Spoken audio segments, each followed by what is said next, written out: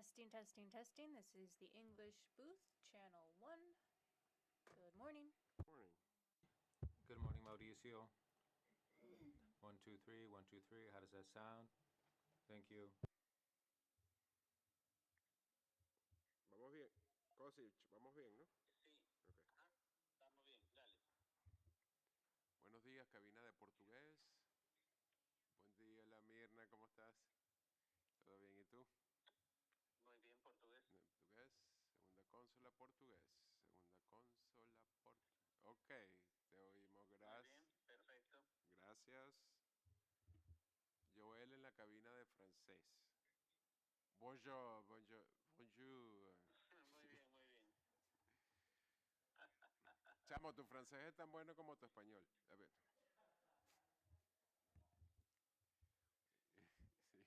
Sí. Hermosísimo. Le croissant. Le croissant. Dale, pues. Chao.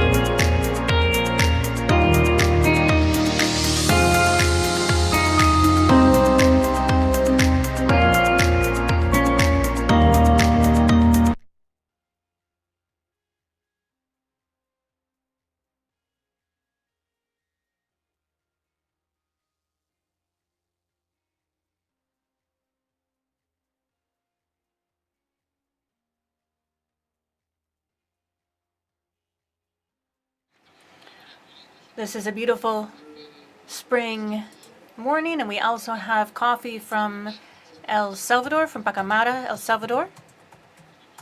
Thank you very much to the delegation and the ambassador of El Salvador. There's also some quesadillas outside, and we also have some Uruguayan treats outside. And so we're happy to contribute to this informal breakfast. Welcome to CD. Also, greetings to the distinguished permanent representatives, delegates. We are also here with Vabrab Koswar, who is the Executive Secretary for Integral Development. I'm also here at the head table with Georgina from the Secretariat, of course. Robin Contreras, energy expert from the Department of Sustainable Development, and Marcelino, also welcome from the IDB. He is the Director of Energy at the IDB.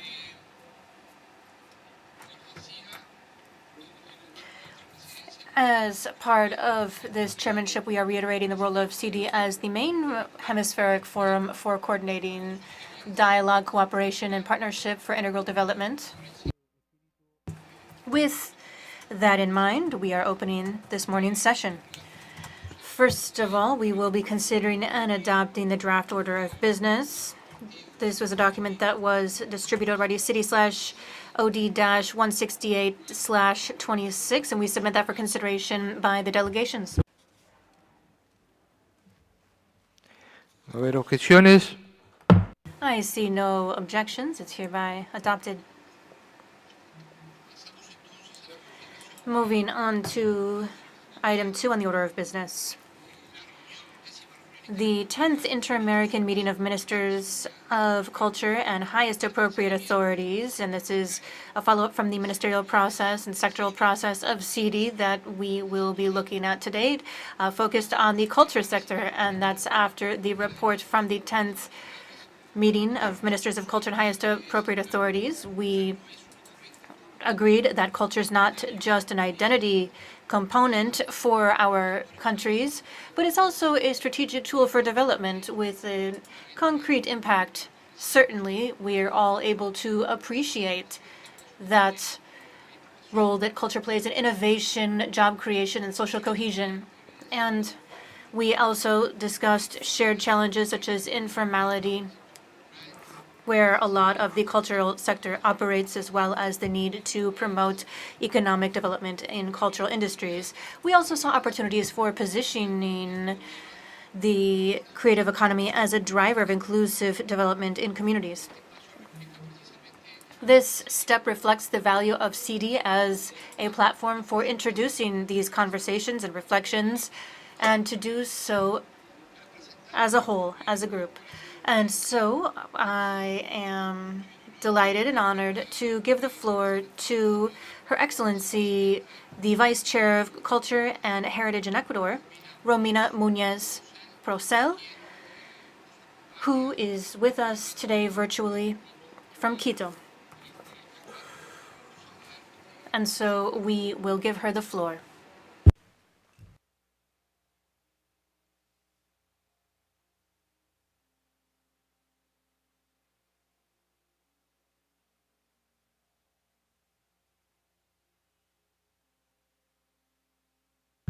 Sí, viceministra, la escucho.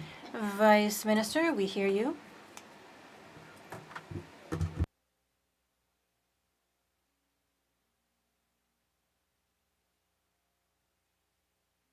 Microphone interpreters are not able to hear the presentation.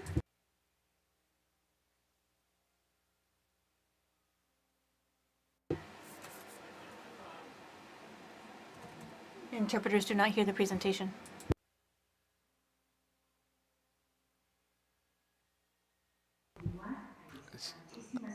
Ahí le vemos.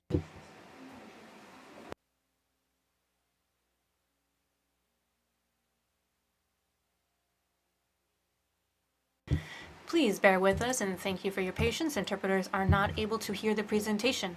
Apagó su micrófono.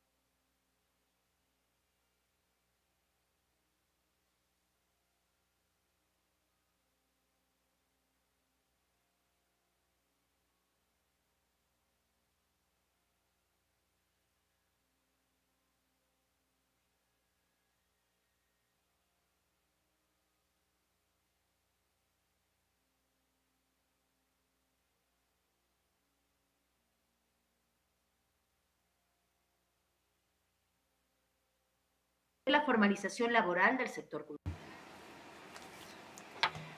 Look at the creation of an Inter-American Registry of Culture Workers and look at cultural indicators, drive responsible use of digital technology and AI, promote mechanisms for fair pay in digital environments, strengthen cultural diplomacy, and support technical training, cultural management, and digital skills. The second working group is focused on preserving, safeguarding, and promoting cultural heritage. This group shouldered the following commitments: applying and strengthening legal frameworks for protection, driving regional cooperation to protect and preserve cultural goods, fighting illicit trafficking, promoting cultural education and museum sciences using digital technology for documentation and conservation, and protecting and transmitting cultural heritage that is immaterial, such as languages, traditional knowledge, cultural expressions. On behalf of the national government and the Ministry of Education, Culture, and Sports, we reiterate our willingness to working to promote citizens' culture and well-being and building ties of exchange and brotherhood with other countries. Thank you so much. Muchas gracias. Thank you very much, Madam Vice Minister, for that very complete presentation. That was a very complete report. Thank you. And so now we will give the floor to the delegations that might like to take the floor with regard to this item.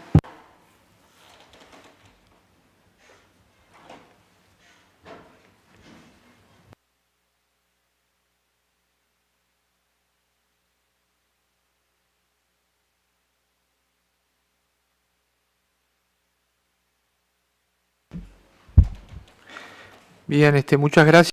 Thank you so much, Madam Vice Minister, for that information. Thank you very much for your time. And we will see you again very soon. And so, with that, we will consider item 3 on the order of business today, which is dialogue among member states on energy integration and interdependence, strengthening energy security and resilience in the Americas. We will begin this dialogue between the states, as we already stated, that we're discussing energy security, which is a structural component of integral development, and it's not just an issue of securing supply, but also the fact that we need to be resilient, interconnected, and capable of responding to increasingly complex challenges in the regional energy context. We see technical opportunities, but also strategic opportunities to improve competitiveness, resilience, and sustainability in our economies. In order to enrich and deepen that dialogue, we are here with two very outstanding experts. Alfonso Blanco, who is with us online. He is the director of the Energy Transition and Climate Program at the Inter-American Dialogue. And previously, he was executive secretary of OLADE. He has a very relevant background when it comes to decarbonization processes and regional energy integration. He will give us a key perspective on how to move forward through more sustainable and integrated energy systems. Welcome, Mr. Blanco, and I give you the floor for 7 minutes.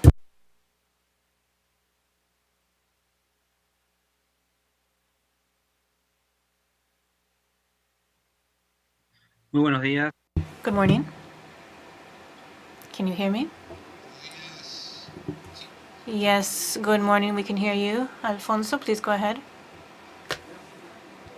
Thank you very much for the invitation. I am delighted to be with you all here at this meeting of CD, and I am also very pleased to be sharing with you all aspects related to energy integration in our region. And in order to get started and delve right into the topic, I would like to share with you something that is key. Energy integration is part of our regional DNA. That's because it has been part of our energy development in LAC, and it is fundamentally based on key integration projects which have had often binational characteristics. And here we are talking about the major hydroelectric projects at the regional level, but also later on, we have these projects for interconnection in Central America and in other regions. And so we have this system which is integrated in one way or another. And so today, we often don't even notice this reality because these interconnected systems are working and it has simply become part of our DNA. But what is the major challenge that we face in Latin America and the Caribbean? We are moving forward with decarbonization and creating variable energy sources, and that is why the resources that we have available in our region, and variable resources means that our region requires working in an increasingly interconnected system. So this integration simply becomes a fundamental component of our energy security, and that goes for all of the LAC region. Next slide, please.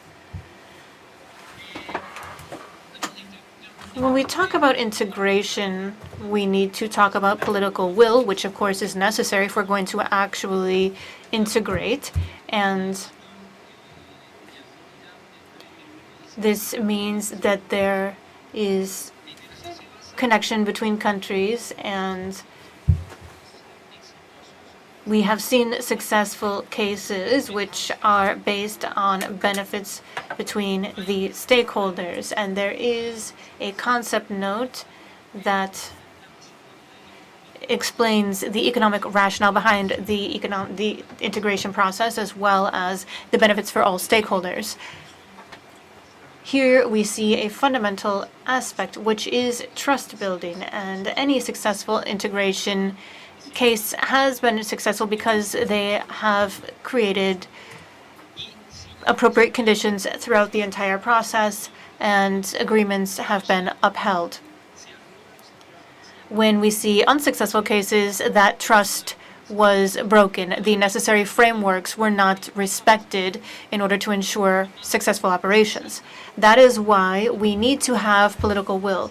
That is sine qua non, of course, but it's not all you need. We also need to have clear rules that make it easy to streamline exchange between countries, as well as trust building. And so that is why we need to ensure economic benefits throughout our entire region. One thing is very clear. There is an infrastructure gap in LAC, particularly when it comes to our electric systems. But there is a lot of interconnection infrastructure between countries which hasn't been used sufficiently in many countries. And so we need to implement the use of the infrastructure that we already have available while increasing energy exchange to ensure that our markets are as dynamic and integrated as possible. This is a major challenge for the LAC region. Next slide, please.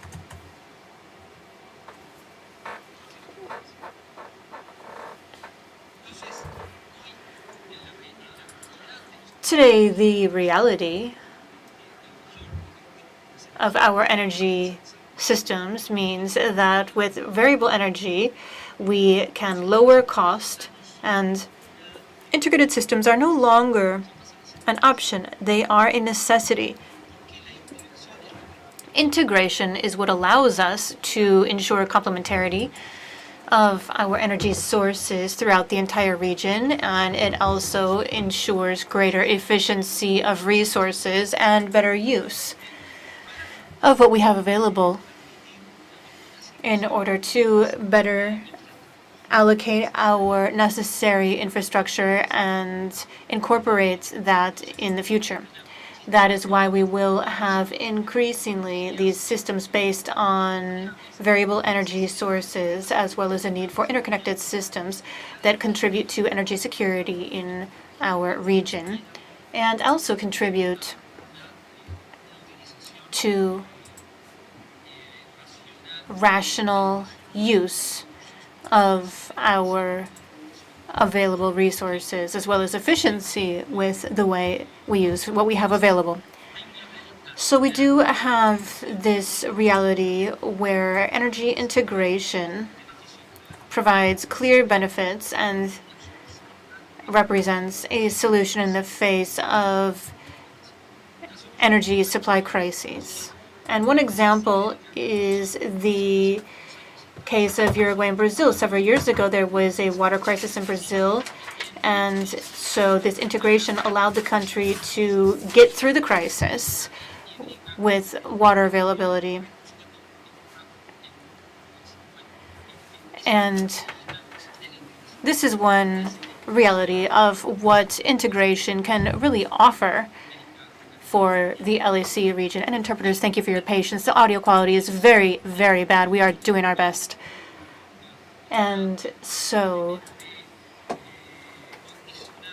we see that this has been very strongly conditioned on international energy exchange, as well as conditioned by an increasingly divided geopolitical reality. We do have a lot of history here where we can see the need to take advantage of our available resources in this region to truly be a differentiator at the global level. So this is a historic opportunity to take one step further toward integration in our region in the framework of these types of issues is something that can be optimized and scaled at the regional level. And we also see spaces for dialogue and integration between countries.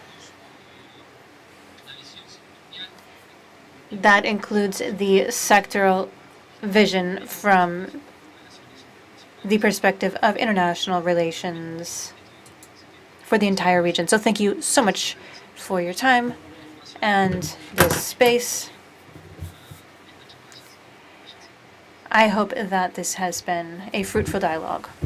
Muchas gracias.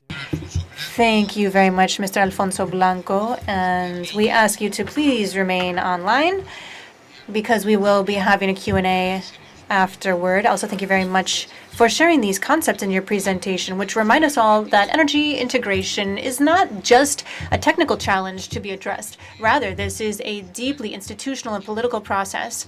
And as you said, this isn't an option. It's rather an imperative in order to address our current geopolitical challenges. And so now I will introduce Mr. Marcelino Madrigal.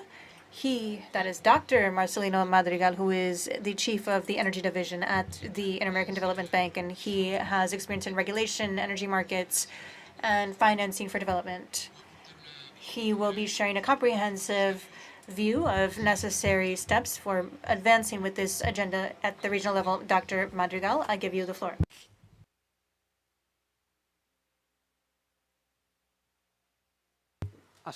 Muchísimas gracias, embajador. Thank you very much, Ambassador Lanza.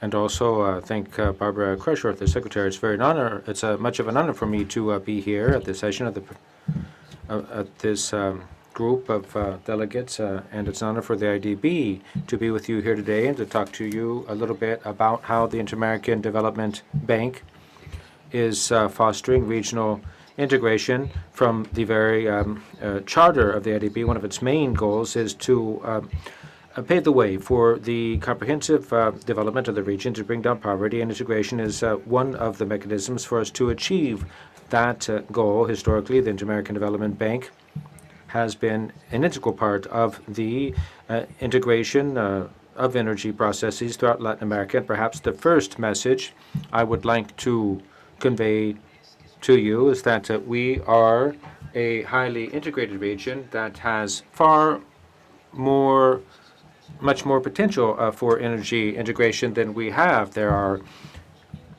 molecules of energy that travel from the U.S. down. We have a lot of there's a lot of natural gas and petroleum products from North America that go southward. Mexico exports energy to Guatemala, Belize, and Central America itself is highly integrated in this process, and it has leaned on this or been built up by this process. When there's a deficit of energy in a given country, the Central American countries lean on each other because they do have an agreement among them for sharing energy resources. Central America is not yet connected to the Andean region, which is Panama and Colombia. That is an integration project that we're working on at the IDB, and that is going to be the last step that is missing, the last link, keeping energy from flowing from Canada right down to Patagonia. That's the last link that needs to be completed for there to be this full integration. This isn't a whim. It's to benefit everyone. The interdependence, healthy interdependence, not extreme dependence, but interdependence makes us a safer region, for starters, more price competitive, and 3, it helps countries to meet their own national environmental goals. Energy is, without a doubt, closely linked to environmental matters. And it's really quite easy to understand this. Latin America is very rich in natural resources of all types, but not all of these resources are in one country. No, one country has all of them, and the best way to make the best use of these available resources is for them to be shared. Healthy interdependence with a regulatory framework that is appropriate is one of the best ways to foster development. Many studies have been conducted. Any study that's done will find the same thing because this is pure math. The best way to harness resources is to share them efficiently, to develop those which are the most socioeconomically, environmentally viable. We have undertaken a number of studies, but as I said, further integration. Again, I reiterate, this isn't about becoming more dependent on each other, but rather interdependent. That makes us more cost effective, and to the extent that we are all integrated, then we can achieve savings of 20 trillion. Donde la inversión. Now, of course, this does call for a partnership between public and private sectors so that we can, again, harness these resources to bring down the cost of energy. If the region were more integrated, energy costs can drop between 15 and 10%, depending on the country, which reaps benefits. Benefits that the region is already availing itself of. Mexico exports power to the U.S., U.S. to Mexico, Mexico to Guatemala, Guatemala to other Central American countries, and among these Central American countries, they import and export mutually, because this is a complementary or symbiotic relationship between resources, and that is what makes the countries more cost-effective, cost-efficient, and to achieve each country's national goals. That's why at the IDB, we have taken part in many of these processes. Going back years, the IDB collaborated with Mexico to strengthen this interconnectedness between Guatemala and Mexico. This was done through the public power companies of the two countries, and we took part in this process by financing the interconnection on the Guatemalan side, and then help them set up the multiple arrangements for power sharing between the countries. Now, in Central America, we started in the 90s to assist them in this process. There had already been some integration between the countries in hydropower, some of the biggest ones in El Cajon region that has been around for 50 years now. That was the largest one, which was built in Honduras, and so obviously it was efficient, effective for Honduras to expect its hydropower to other countries such as neighboring countries, and so this bilateral set of bilateral relationships was established to make make way for an efficient exchange of energy resources. And as time went by, Central America realized that it needed to deepen its integration. In 1997, if I'm not mistaken, the Framework Treaty of Integration of Central America was signed onto by the countries, and this is beneficial for all of the countries that are interconnected. And they decided to set clear rules for this integration by way of this treaty with the force of law, defining the setting up the institutions for the exchange of resources among the countries, and it has different elements to it. There is a governing body, the Directing Council, a technical body that operates a network, the regional operation entity, a regulatory agency to make sure rules are abided by, CRIE, given its acronym in Spanish, in El Salvador, and also a company was established, a public-private partnership for transmission connecting all 6 countries. Unheard of before in other parts of the world, so it has such a strong set of institutions that it has made it possible for Central America to, for the countries of Central America to support each other in the supply of power, bringing down costs, ensuring that the supply of energy be more secure and sustainable. Going back 20 years, IDB would visit Central America, and every oil price crisis that happened also caused crises in the Central American countries, and certainly oil crises still have an impact, but the countries are more resilient now than they were before, given that it's a highly integrated country. You have hydropower in Costa Rica, which supports all the other countries, and this lends greater price stability to the region for fuel, and were it not for this, prices would be much higher. The IDB has offered hefty technical assistance. This, of course, calls for technical and political agreements that are highly sophisticated, many regulations for the sale of power in the Andean region. Steps have also been taken in its own integration process. CINEA, as it's known, and different energy arrangements have been set up, very similar to the ones in Central America, with its own set of institutions supported by the Andean Community of Nations. And in the Southern Cone, the energy systems were born integrated. Quite an interesting example. Itaipu is a case in point. It's an example of how energy integration can contribute. Well, there had been a historic border conflict between Paraguay and Brazil. Everyone knows about that. But that ended up becoming an opportunity for development, and they set up this Itaipu hydropower plant 10 years ago. It was still the largest hydropower plant in the world, and it was in Latin America. Now that changed. The Paraguay's economic plight, and it has become also very important for Brazil. You got the Salto Grande agreement, hydropower plant in Argentina. Of course, you have the shared rivers that runs through the region, making it possible for power supplies to be shared. Now, the Southern Cone is integrated by these binational agreements and power plants. And you can see what has happened. In Central America, you've got CNPAC, how trade in power in the region has grown, resulting from that. You can see this steep rise, that stemming from the signing of that Pan-Central American agreement, bringing down power costs, making Central America a more energy secure region. A similar process is also taking place in the Andean region under the Andean Community of Nations, which passed a regulation. These are power rules, exchange rules, to ensure more stable price that doesn't depend on binational agreements alone, but across the Andean region. And this is a body, there's a body that's going to govern the exchange of power across countries of the region. And you can see the benefits that has reaped, and we have offered technical assistance for that arrangement, SINEA, as it's called.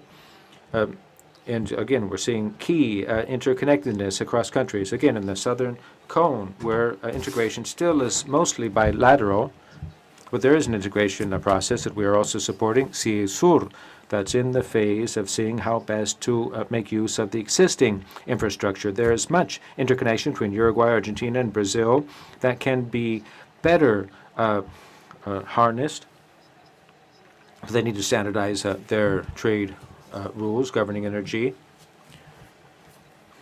Now, new technologies, as the prior speaker referred to, there is a lot of solar power in Chile, which can be sent to Bolivia and Peru to complement the energy supply for the countries. Now, Latin America also depends in large measure on hydropower. And the fact, or in the face of droughts, it's very important that they be interconnected because they can support each other when there is a drought. This makes the power supply more secure, making the countries more resilient, bringing costs down if properly managed. Now I'd like to talk about some of the binational agreements that we are also supporting with this push to finance such infrastructure projects. But this is what I wanted to focus on. There are many more opportunities that can be further developed. Thank you. Thank you, Mr. Madrigal. That was quite complimentary, what you said or of the prior presentation, in which you've addressed challenges and opportunities that we have ahead of us. Now we're going to open the floor for an exchange, a dialogue with the panelists. Not the interventions of the states per se, that comes later, but at this point in time, I think this is when we should have this exchange, and now that we've heard the presentations. So any questions that the delegates may have, this is the time. Costa Rica tiene la palabra. Costa Rica. Thank you very much, Mr. Chairman. I would like to thank you very much for bringing this very important matter to this council, to the city, for our discussion. I thank both speakers, all of the speakers.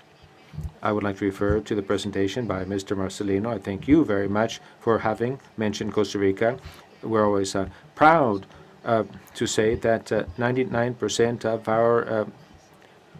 of our energy is renewable in our grid. You spoke about hydropower. I also thank the IDB for all of the support that it gives us, the financing it gives us for key infrastructure to carry out these power projects in all of the countries represented here. Now, my question. You spoke of CEPAC being an example of an exchange of power in our sub-region of SICA, Central America and the Dominican Republic, and I would like to ask you, what financing mechanisms can you foresee that might facilitate the replicability of such an energy exchange system that we have in our sub-region that other sub-regions could make use of? You did refer to the Southern Cone, but what about CARICOM and their energy resources across the islands? It's somewhat vulnerable, and that exchange across islands might be a bit more difficult. Perhaps I wasn't very technically detailed or precise in my question, but I would like to hear what you have to say based on your experience to the benefit of all. Thank you. Thank you, Ambassador. Let's take a couple of questions first before we hear back from the panelists. Chile. Thank you, Mr. Chairman. I also thank you for having convened this session. I thank the panelists for your presentations. Now, perhaps based on not knowing, but I would ask, could we not end up with a overlapping of or of different arrangements? If you look at all these different mechanisms and flow charts that you've been talking about for sub-regional exchanges of power, if don't they ever overlap, and is that something that is likely to last over time as far as actually being safe from the political comings and goings? And thank you. Paraguay. Thank you. And I thank the speakers for your presentations. Very worthwhile. Mr. Blanco, you spoke of the historic opportunity that we find ourselves in at this juncture, which is an opportunity for greater energy integration. If you could delve deeper into that, how can we actually avail ourselves of this opportunity, turn it into something more concrete? You spoke of the creation of regulatory frameworks for the exchange of power. How can we actually make that more concrete? Now, Mr. Madrigal, on one of your slides, you showed total power exports, and you said something about Paraguay being excluded from those figures. Why, for that chart, did you exclude figures involving Paraguay? Thank you. Peru. Thank you, Chairman. And I thank both speakers for your presentations, Mr. Blanco and Madrigal. My question is somewhat similar to the questions raised by the prior speakers. I would ask Mr. Blanco, given the regulatory heterogeneity that exists, which has historically been the barrier for Central American integration of power, what institutional coordination mechanisms do you think would be, in the short term, the most feasible for us to have greater harmonization without creating any other new bodies? What is the currently a most effective integration mechanism in the short term that could be stood up to facilitate this integration without having to create any other body or mechanism? Mr. Madrigal, I have a question, somewhat addressed already by Costa Rica regarding Costa Rica's region, but what financial mechanisms of the IDB are available to support the harmonization of regulatory frameworks across our countries? Not just the physical integration, but what's available by way of a enabling mechanism for further integration of the power systems across the region? I thank all of the delegations for your remarks. I'm going to ask Mr. Madrigal to start answering the questions asked. This in the opposite order of the speakers. Did you take down? Yes, all of the questions are quite important. Now, different financing schemes are available for Costa Rica, and to answer the question posed by Peru as well, integration calls for different levels of development. You've got the institutions that have to be created. What institutions are going to actually carry this dialogue out? Then the specific, sector-specific institutions that set the rules. And then 3, the infrastructure on which these rules operate. So we do have instruments for the support of all these different levels. Technical assistance is available for developing the institution's rules, financing based on policies to undertake the institutional reforms created by those bodies. I'm going to delve deeper into that. And then public and private financing for infrastructure. Many of the regional interconnections benefit from those public and private investments. The lines that connect Central America together have both public and private investments involved. There is technical assistance, and then you have the traditional financing of infrastructure, and then you have a political reform financing. Now, this set of institutions that are necessary, it's very important that they be created and maintained, starting with that which already exists, that's already working. If EPAC, for example, you've got the Federal Commission of Electricity and the countries of Central America that have their counterpart organizations. I think it would be worthwhile if further integration were to happen. A technical analysis has to be undertaken, and then you have to carry this into the political realm. And that's where the bank comes in and acts in each one of the countries, because we are your bank, and we work with you to help strike these political agreements. And then the framework treaty was created, and then we offer a package of financing to develop the rules and the institutions that are going to operate in that market. So how are we trying to do something similar elsewhere? There are other institutions involved, not just the IDB. In the case of the Andean region, the Andean Community of Nations has legal authority to regulate the power sector and trade. And so what has been created in SINAD to create rules for trade of energy among countries is rooted legally in the Andean community. In Central America, specific treaty was created to set up those institutions in the Southern Cone. As I said, they haven't reached that stage yet, but I do think they should come up with some type of transparent platform for the exchange of power with clear rules, so that you don't just have phone calls between presidents, heads of state.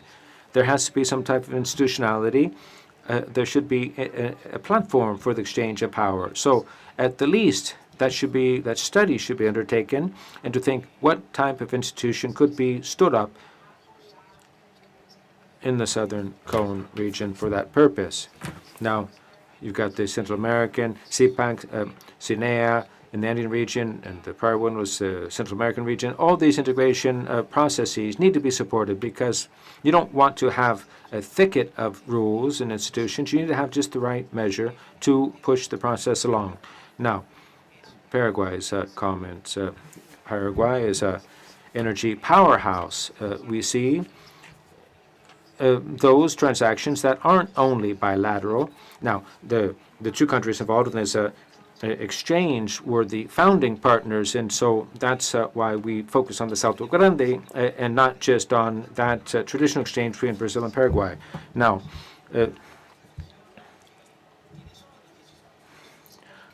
it's not easy to set up these rules in a given region, but when we see backsliding, it's when countries already see the benefit. When they see the benefit of integration, that keeps there from being that backsliding. For example, if there's a blackout, and the fact that that blackout doesn't shut the country down because they're benefiting from this integration of power with their neighbors, then they understand the importance of it, and they tend not to want to back out of any such agreement. So I hope I've answered most of the questions.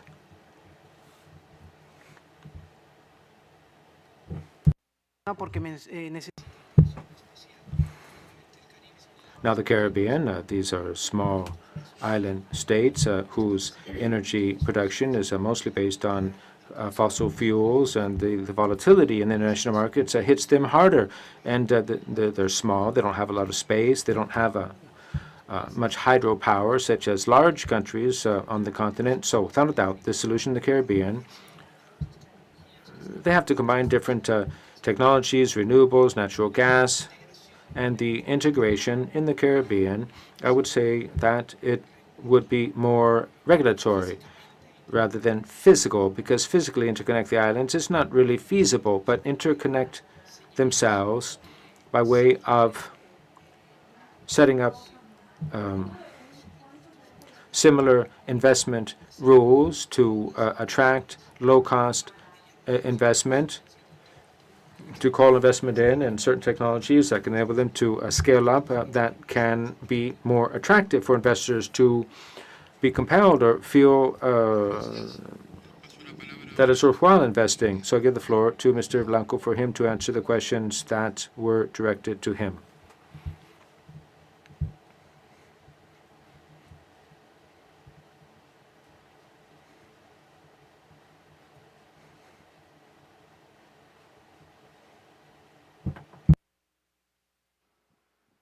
Adelante, señor Blanco. Puede encender cámara y micrófono cuando esté listo. Thank you very much for all those questions.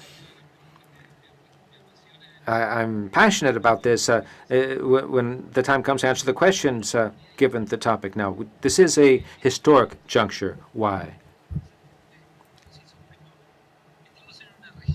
We are in a region in which,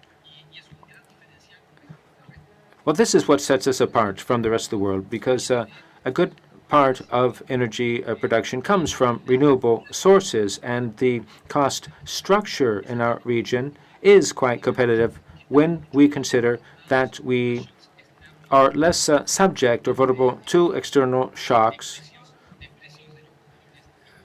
and having those shocks actually affect our fuel prices that much. So their countries are quite shielded or protected from these shocks, given all of the different sources and how complementary they are among them, and better integrated systems, all of which becomes something that really sets the region apart for development. Ours is a region that has an abundance of energy sources, low-cost energy, and that can have very efficient systems and how they are operated compared to the rest of the world. Costs are much lower. If you look at the renewability of our sources compared to the rest of the world, ours is 50% renewable, when in the rest of the world it's about 20%. That's a huge difference. Now, second question, the overlapping of initiatives, duplication of efforts raised. Now, this raised by Marcelino, the different platforms that exist. In my prior position as the organization of integration of power sources in Latin America. The sound is breaking up, says interpreter. So these platforms for integration that have been set up are the institutions that back the integration process. Now, we do see a difference in how quickly different regions are integrating their power systems. That comes down to political reasons and other reasons, but still, you have to have some type of regulatory framework. And much of that has been set up in these regions we've been speaking about. There are institutions and an approach that's quite that's servicing the region quite well. Now, as far as the regulatory aspect, I'm going to give you a case in point for clarity's sake. In 2018, in the South, in one of the meetings, ministerial meetings, an initiative was floated for the integration of the Mercosur countries. This was a joint initiative floated at that time among different organizations that had been working with the technical secretariat of IDB.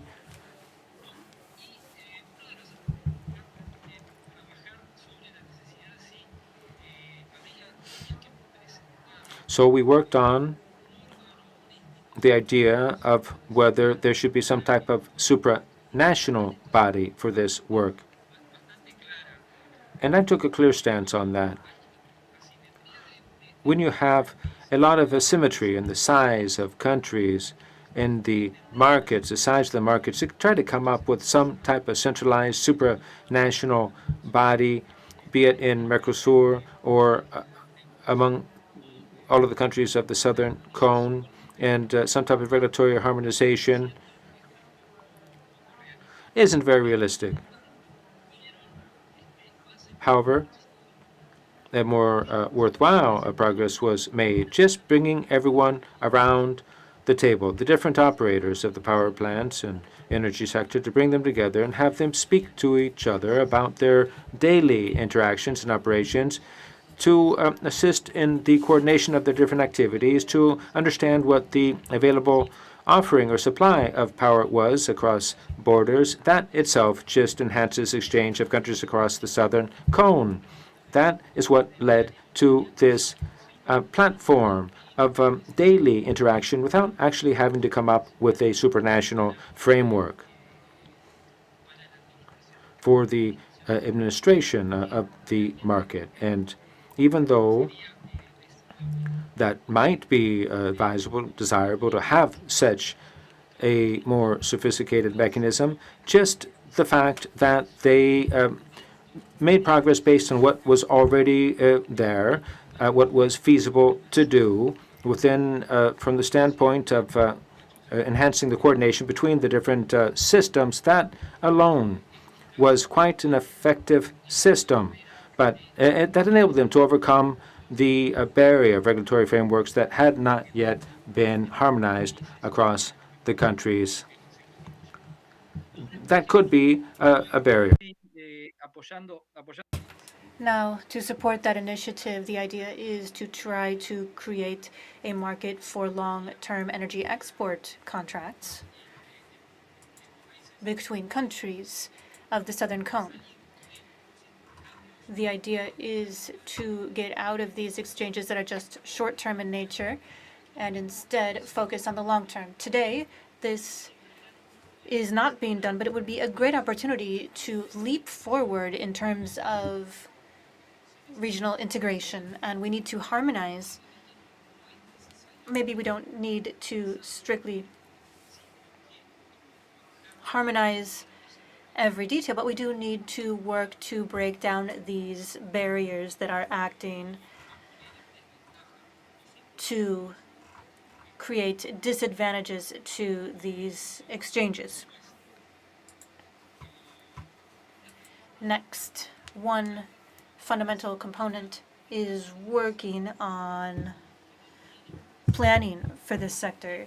It doesn't need to be coordinated or have a single plan, but we do need dialogue between the parties, and that level of sectoral planning between the countries involved is a fundamental necessity if we are going to move forward toward regional integration. Thank you very much.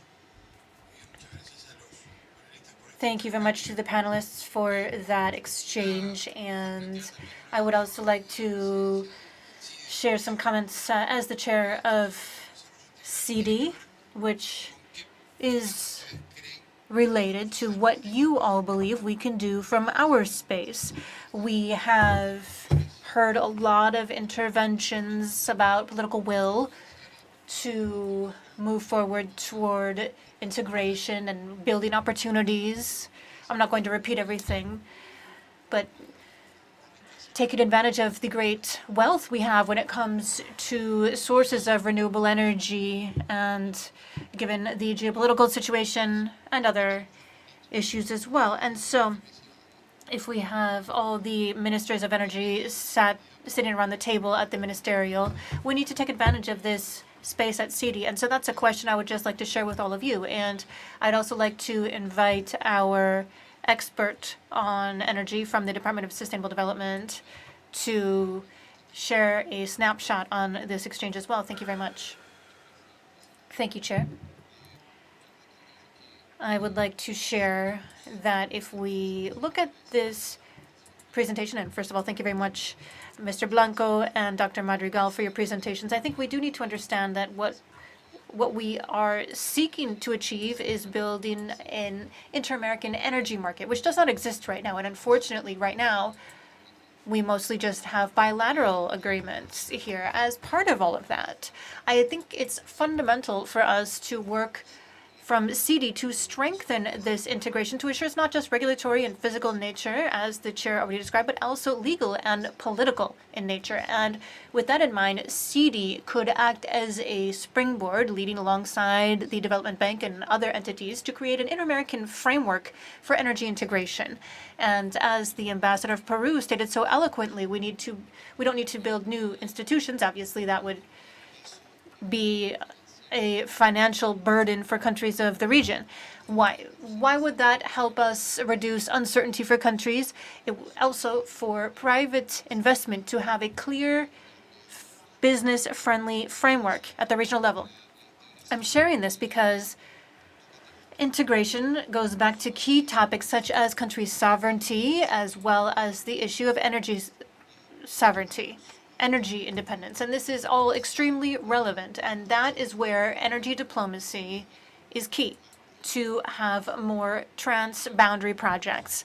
So I've just tried to synthesize the presentations with what we can do hand in hand as a region. Thank you very much.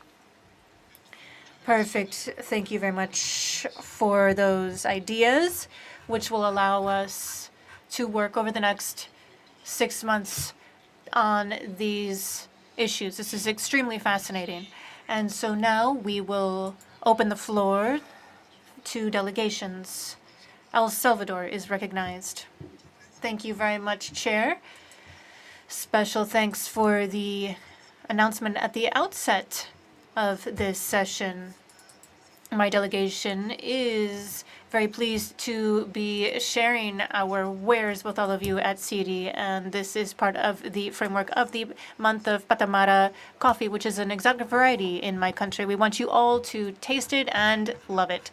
And so now the topic that brings us together at this session is an opportunity for contributions and dialogue with the experts who are with us today. And that's fundamental for all countries of the hemisphere to build an energy future that is cleaner, more safe, more efficient, capable of adapting to technological change and satisfying the needs of our people. And nationally, the high vulnerability to climate change that we face means it's urgent for us to build resilience in critical sectors, particularly energy. And that is why we have integrated climate resilience in our national climate and energy planning, which also seeks to ensure better regional interconnection.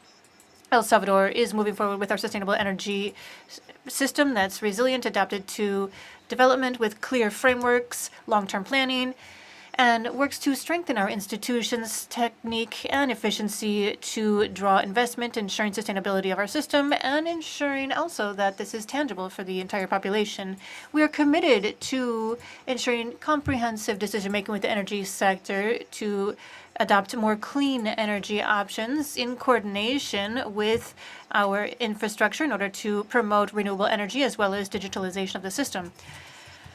We also have been working with the Hollande organization and SICA, which confirm that our region has one of the cleanest energy matrices in the world. As Dr. Madrigal already stated, we have made a step forward toward energy resilience, but we also face growing risks due to climate change, extreme events such as hurricanes, droughts, and flooding, and dependence on fossil fuels that have been imported.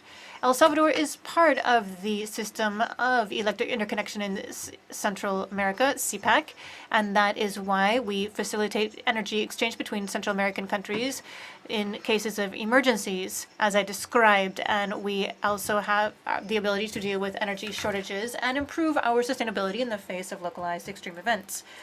Therefore, in the face of climate phenomena, it is necessary for us to improve our resilient infrastructure as well as plan our energy with climate in mind and promote regional interconnection.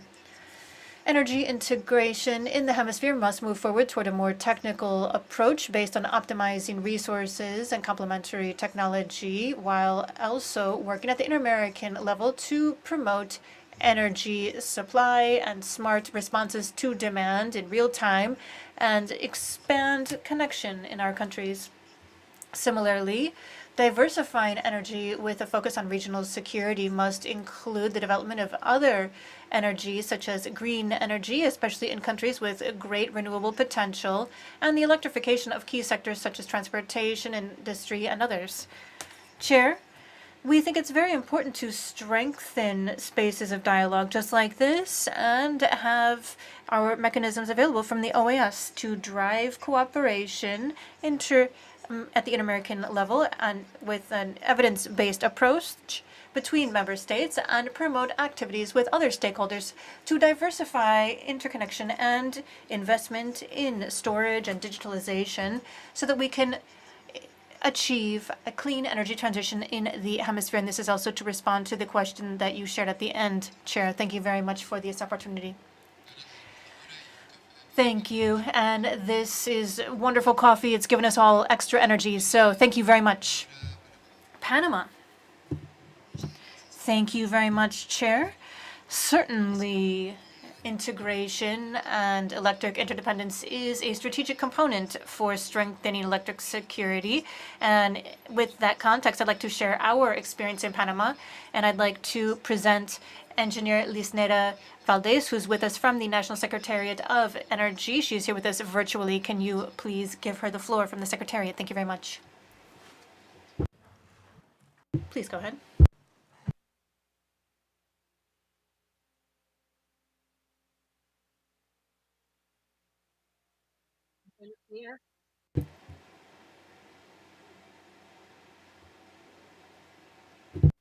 Buenos días. Yes, we can hear you.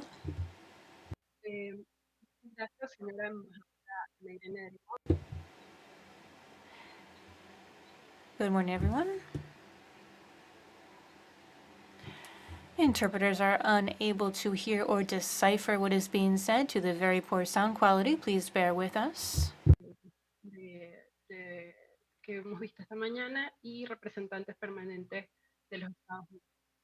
Deseo expresar mi agradecimiento pues, por convocarme a esta sesión y compartir un poco los compromisos en materia de integración energética que hoy en día. We're going to share our commitments to energy integration. I think that in this part of the session, it's very clear that we have abundant natural resources, particularly when it comes to our electric matrix. And we need to leverage these sources. In 2024, about 68% of our energy sources were renewable, such as hydroelectric, wind energy, and others. In the case of Panama, since 2025, we have been working on a renewable energy program, trying to achieve 70% renewable sources, and we have been working with the regional electric market as a net exporter. And this, above all, is based on our diversification of energy sources in our electric matrix in Panama. We were at the forefront of this process, and we also often use unconventional energy sources such as wind energy, but in 2018 we also introduced other elements for electricity production. In 2025, we can say that Panama has been able to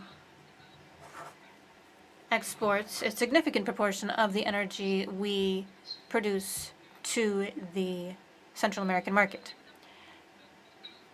We have chosen the path of strengthened integration, strengthened energy integration as a key component of our resilience.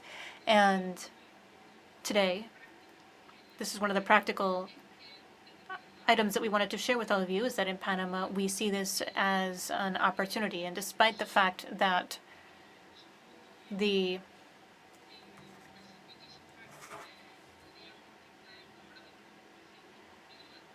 flows have been continuing, we do see a maximum transfer capacity, and this has led to our being able to transfer 1,200 megawatts. And so we are hoping to see the second circuit of energy production and promote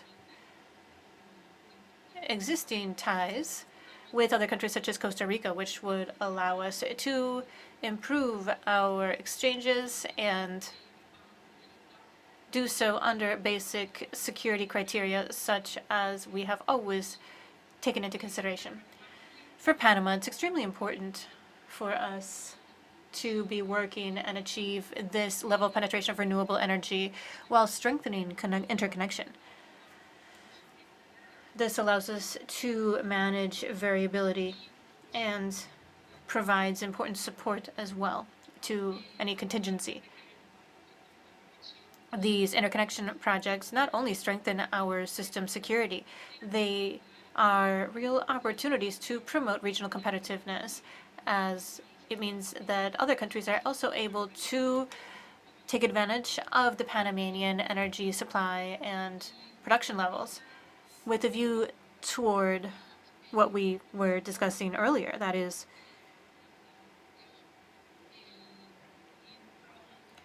our agenda to continue working on this. In Colombia and Panama, we have been working on a binational process, and we've even been working through an interinstitutional working group. This means that by February of this year, we have already been able to make great strides as part of this effort. This is a very pertinent step forward, and we have seen a lot of progress also when it comes to our regulatory system integration. We truly believe in the power of interconnection, and not only interconnection, but above all, integration as a driver for the entire region. Thank you very much. Muchas gracias. Entonces, Thank you very much to the Director of Energy from Panama for that contribution. And now I give the floor to Chile. Thank you, Chair. We fully share the diagnostic that you shared at the outset of this session, which is that we have a lot of limitations on our collective capacity to respond to external situations, and that also prevents us from fully leveraging the complementarity of renewable energies that really characterize our region. For Chile, electric regional integration is not a long-term aspiration, but it is a strategy for optimizing our use of renewable energy. And we share the vision that this is not just a technological, but rather an institutional challenge, and compatibility between our regulatory frameworks, harmonizing our technical standards, and the economic viability of these projects at the international level. Therefore, we'd like to share some concrete progress that we have made with our commitment to this process in Chile, and bilaterally, we have interconnection with Argentina. That means that we can export solar energy from northern Chile. And we've also moved forward with interconnection of high capacity with Peru, and we have gone back to the second phase of work with these alternatives alongside Bolivia. Multilaterally, we have made great strides in September of 2025 with the Andean Council of Foreign Ministries that adopted an agreement to work on the Andean regional market regulatory framework, and we have moved forward in negotiating an international treaty with Lacan to adopt the regulatory framework of the Andean regional market. Chair, our experience means that moving forward in energy integration means building operational trust, and to do so gradually while prioritizing regulatory harmonization and ensuring the economic viability of each project. With that in mind, we are open to deepening our cooperation along these lines and to actively contributing to any debates driven by this Council on Resilience in the Americas. Thank you very much. Thank you. Mexico. Thank you, Chair. Thank you very much to the panelists, Mr. Alfonso Blanco and Dr. Marcelino Madrigal. Thank you for your contributions on such a fundamental strategic topic for the development and integration of our entire hemisphere. In the case of Mexico, our government has been driving and regulating the development of our entire electric sector to promote equitable, inclusive, integral development for all. We do so by considering that our energy future demands innovation, responsibility, and a long-term vision to ensure the least environmental impact possible. When it comes to our energy, we adopted a national electric sector strategy, strengthening the Federal Electric Commission with an investment for the first 6 years of $23 billion to generate over 22,000 high-capacity megawatts of electricity. That is 46% private investment. Also, in 2025, we published key legal instruments for the energy sector in Mexico, which has shed more light and given more clarity and certainty. According to the Latin American Organization of Energy, LAC is the region with the cleanest electric matrix in the world, but we will see an exponential growth in demand in 2050 after the multiplication of data centers, more needs for transportation, inter alia. And against this backdrop, the path toward regional integration from Mexico's perspective is one that is viable for an energy transition that is fair and with shared prosperity. As we have stated here, the region has valuable experience. In Mexico, our national electric system has a lot of electric interconnection with the United States, Canada, Belize, and Guatemala at various levels. Mexico and the U.S. and Canada are much more than clients or providers of gas. Rather, we are part of the same intercontinental network, the three countries of North America, which allows us to provide electricity at relatively accessible costs while strengthening our economic growth regionally. With Central America, we provided the interconnection center with Central American countries to create a network of 18,000 kilometers long from Guatemala to Panama, and this has facilitated the exchange of renewable energy to respond to peak consumption levels. And we also have the Mesoamerica project, where Mexico has been encouraging the establishment of a regional electricity market which has been in operation since 2014, and which provides more trustworthy, reliable, and cheaper energy for millions of people. Through the Federal Electricity Commission, Mexico is a shareholder of 11% of the grid, which has shared best practices and knowledge with countries of CPAC, particularly Guatemala and Belize. With Guatemala, the history of our electricity interconnection began in 2003 with the construction of a 98-kilometer-long 66-kilowatt line, and in 2024 we exported 2,000 gigawatts per hour with a transmission line of 103 kilometers long, which notes the importance of this type of exchange. Belize has received 50% of its consumption from there, and we see the majority of its exports from natural gas at competitive prices. And in March of 2025, Mexico and Guatemala agreed to move forward with the construction of a transmission network which will double our exchange capacity, as well as a binational gas duct for Mexico, Guatemala, natural gas to CPAC, which is part of our institutional plan for 2024-2028 from the Mesoamerica project. Chair, though renewable energies already lead with 69% of our capacity in the region, if we don't ensure flexibility, operations, and capacity for storage, the electric grid may face critical shortages this year. And it's very clear that we need to promote intra-regional supply, develop the added value, as well as create governance mechanisms, coordinated purchasing, as well as shared efforts. Particularly in the current context, the Americas need to move forward in solidarity, integration, and collective action as we plan our regional energy strategy in a coordinated fashion in order to achieve better levels of resilience, efficiency, security, and decarbonization to benefit all of our people. Against that backdrop, Mexico reiterates its commitment and willingness to promoting these regional grids and systems as we take on this challenge as a region. Thank you very much. Gracias. Tiene la palabra. Thank you very much, Ambassador. Costa Rica. Thank you very much, Chair. I would just like to thank you for your participation this morning, Mr. Alfonso Blanco, the Director of the Energy Transition and Climate Program at the Inter-American Dialogue, and Dr. Marcelino Madrigal, the Chief of Energy Division at the IDB. Thank you so much for your contributions.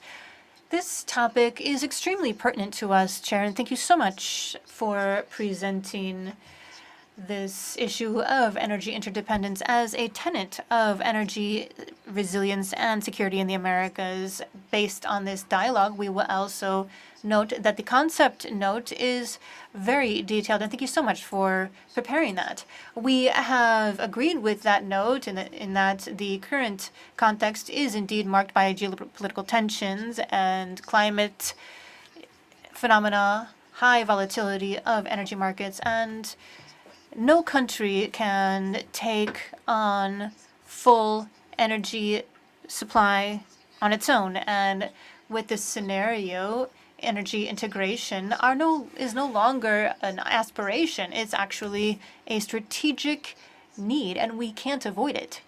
That is why, Chair, Costa Rica would like to share 3 components that are relevant for this dialogue. And first of all, we would like to highlight the fundamental role played by renewable energy in building resilient energy systems. Such as we have already stated in prior sessions, Costa Rica is in its second energy transition right now. We have been able to consolidate an electric matrix that is sustainable and over 98% annual generation based on clean energy sources. This is the result of a combination of factors, including diversifying our sources, hydroelectricity, geothermal, wind energy, and others, biomass included. We have a robust institutionality that allows us to ensure a predictable, stable sector. This comprehensive approach means that we've been able to move forward in achieving our climate goals while also strengthening our energy security.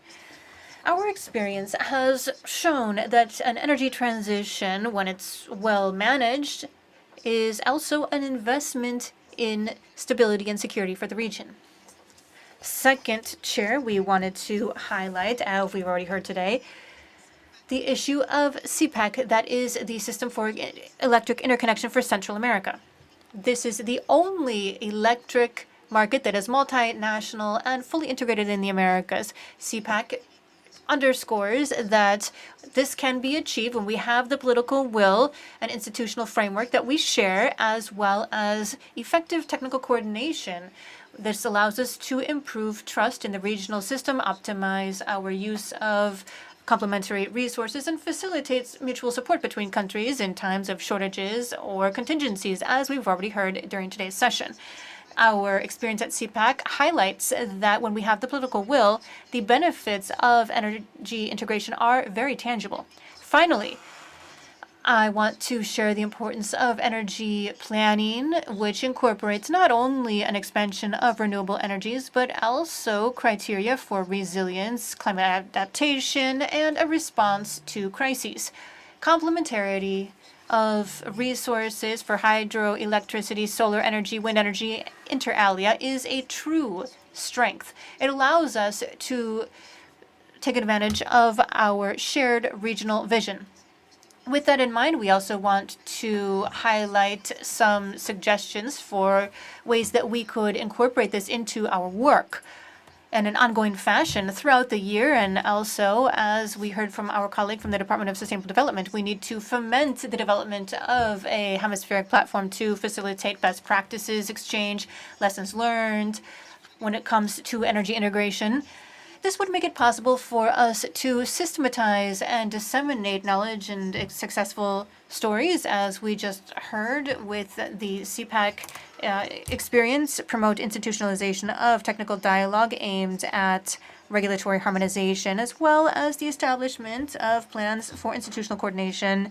And one thing that goes back to what you stated, Chair, that is during the Q&A, When we look at cooperation mechanisms, we need to recognize existing asymmetries between technical capacities, institutions, and financial capacities, which will allow us to coordinate more effective responses to energy crises while strengthening our resilience, always within the framework of our mandate and in coordination with financial bodies financial governing bodies. As we've heard many times today already, the energy transition isn't just an issue of infrastructure or physical connections. This is also an expression of solidarity and the shared will to develop. Thank you very much. Gracias. Thank you. The Ambassador of Peru has the floor. Thank you, Mr. Chairman. We thank the Chair of City for convening this meeting at a very opportune juncture for the region.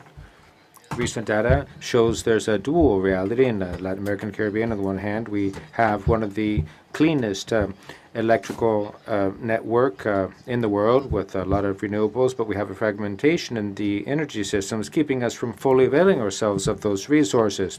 This situation shows a clear gap between the energy potential of the region and its current level of integration, considering that cross-border trade of power represents less than 5% of the overall energy generated. It's in the complementarity of our resources that there are the greatest opportunities for the hemisphere, as the presentations have shown us. Mr. Chairman, Peru is forging ahead in that direction. We have a regular framework allowing for the development of our power network with clear and predictable rules. Currently, we are actively connected with Ecuador, and we are moving forward with new transmission projects, including the one across the border that will kick into action in 2027. We actually take part in the Andean integration projects under CINEA and projects of power interconnection between Peru and Chile within the Global Gateway Initiative raised by the representative of Chile. Our experience confirms that infrastructure is a necessary condition, but isn't sufficient alone. That has also been said. Energy integration calls for the regulatory harmonization and clear understanding of costs and benefits and institutional structure. Hydro power can play an important role in Peru to add more to the variability of the sources, making the system more resilient. We are putting together a national integrated plan that's cast out until 2050 based on regional complementarity of sources of energy. We think that city can play an important role as a catalyst in this process. We propose to move forward with this, and we propose 3 concrete lines of action. One is the development of a regional roadmap for harmonization of regulations, allowing for the trade across borders of electricity, building on success stories as a reference, such as CPAC. Now, also setting up regional coordination mechanisms to respond to energy emergencies, so that together we can address interruptions of power supply and the volatility of prices. And 3, strengthening the technical cooperation and energy planning that is integrated, including methodologies that are common and shared systems. These actions will contribute to enhance strengthen the energy systems of our countries. In Peru, these are compatible goals. Our region stands out given its renewable component and is capable of creating a resilient and competitive integrated power system. The challenge we face isn't one of resources, but rather of coordination. City offers the great venue for us to forge ahead in this direction and to share power experiences as a key pillar for sustainable development in the Americas. Thank you very much. Thank you. The delegation of Guatemala has the floor. Thank you, Mr. Chairman. My delegation is grateful for the very worthwhile presentations offered by the panelists, and also the fact that the dialogue was brought here for us to exchange perspectives to strengthen energy resilience and security of the Americas, strengthening the energy sector is closely tied to development, and for that reason, national efforts are geared toward building on the success of energy production, electrifying rural regions, and to ensure that we have a sustainable, resilient, and diversified source of energy. From that standpoint, the regional integration takes on strategic importance, allowing for us to complement national efforts by optimizing the existing infrastructure and strengthening resilience of electric systems in the case of price volatility, interruption of power supply, and extreme weather events. In the case of Central America, the regional power supply gives us a good example of the benefits of cooperation and integration. This has made it possible for us to ensure our systems be more complementary, trustworthy, making use of available resources so that we can better weather shortages and short supply. Now, our connectedness of the electrical system, Central America, with the support of IDB, strengthening this interconnectedness has been so important for our region. It's a good case in point. Now, this also shows that energy interdependence can become a strength for us to share resources, reduce vulnerabilities, and coordinate responses when there are external shocks to the system. Based on the progress made, it's very important for us to continue consolidating the carrying out of those commitments taken on regionally in Central America. The energy pacts reflect priorities such as universal access to power, reducing the use of firewood, using greater renewable sources, and to enhance the efficiency of our electrical system. We do recognize, however, there are still challenges in carrying out the energy programs, especially permitting, technical aspects, and social consultation mechanisms. Given this, simplifying and harmonizing these processes is key for us to move toward building a strategic energy infrastructure. This focus is in keeping with the need to strengthen integration as a means of enhancing energy security, resilience, and regional cooperation. To that effect, we do think that our countries can strengthen their ability to respond by working together throughout the region, availing themselves of existing mechanisms, planning integrated energy sources, and coming up with regulatory frameworks. The Central American system does have a sound regulatory basis through its framework treaty, and currently other actions are being undertaken to develop a third protocol to enhance governance, to harmonize regulations, to strengthen institutional mechanisms, and to facilitate regional trade in power.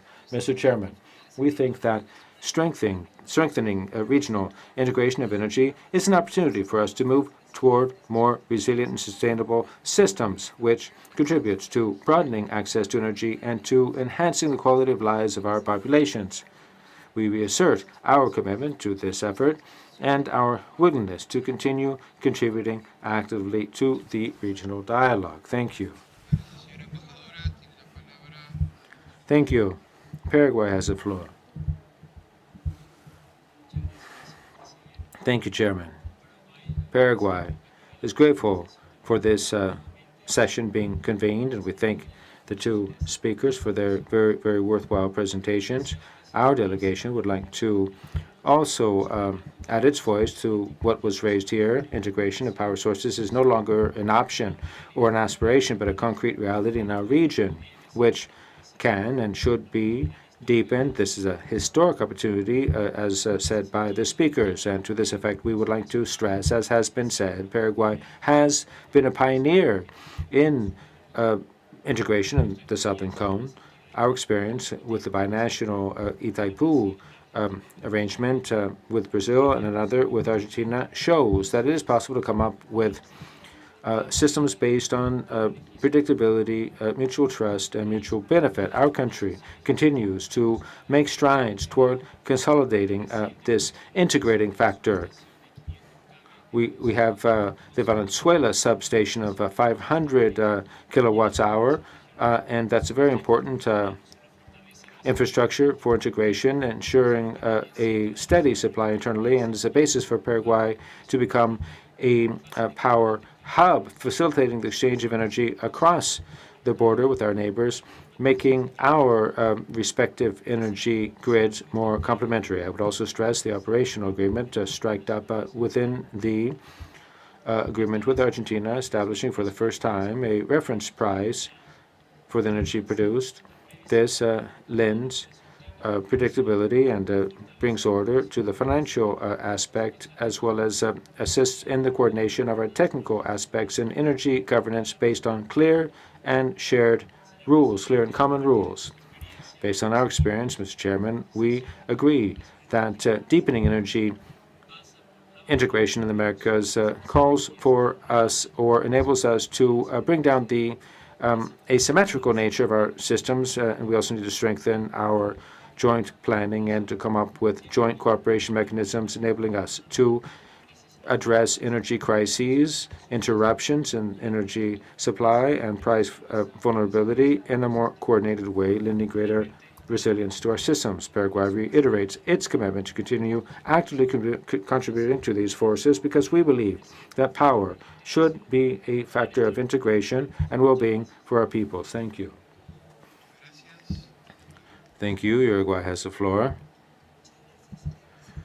Thank you, Chairman. I thank the distinguished panelists who have been with us here today. I thank you for your very expert analyses and presentations. Given the volatility of markets on the world scene and extreme weather events and climate change, geopolitical challenges, power cannot be something that should only be supplied nationally in the Americas. We need to move toward greater regional integration. In Uruguay, we understand that power interdependence is not a weakness or vulnerability, but a strategic opportunity for us to build more robust, flexible, and sustainable systems. Our country has managed to consolidate a electric system with over 90% of renewables, planning for the long term with clear rules and strong institutions. This process hasn't only transformed our power system, but also positions us as an actor capable of adding value to the regional integration. Uruguay can also help to strengthen the physical integration in the southern cone. The fact that we are connected with our neighbors enables us to have two-way sharing, but we need to also broaden and optimize these systems so that we can progressively move toward a further integrated power system, bringing down costs, enhancing the reliability of the system, and to more effectively manage the variability of renewables. Our renewable matrix enables us to export power and also gives us greater flexibility. Uruguay can act as a backup platform for the region, offering clean energy.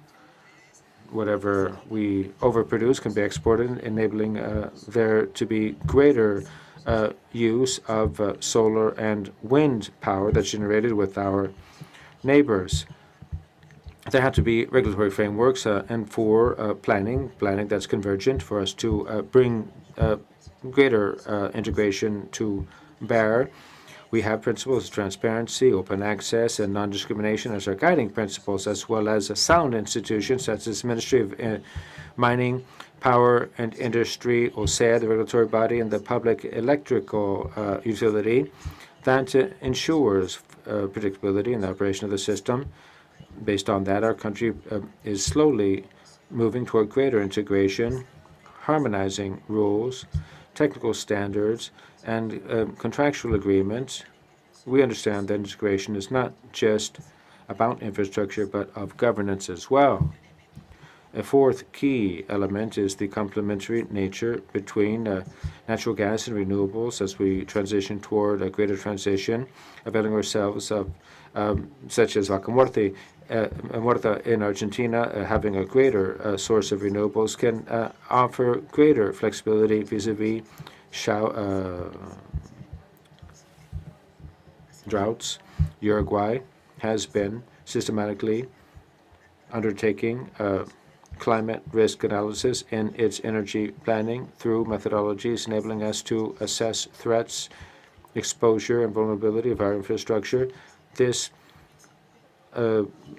focus based on a 2050 time frame improves the national resilience, but also offers tools that are replicable beyond our country. Now, as far as technical, diplomatic, and financial cooperation, that's an important role, and we do offer or engage in different cooperation efforts between the private sector, public sector, regulatory bodies for storage and digitalization, and so the integration of energies in the Americas is not an end unto itself, but a means to achieve safer, more secure, reliable, sustainable systems, enabling us to share resources and to craft policies together and to lend greater reliability to the system. We believe that a more integrated power system across the region will make the region better prepared to tackle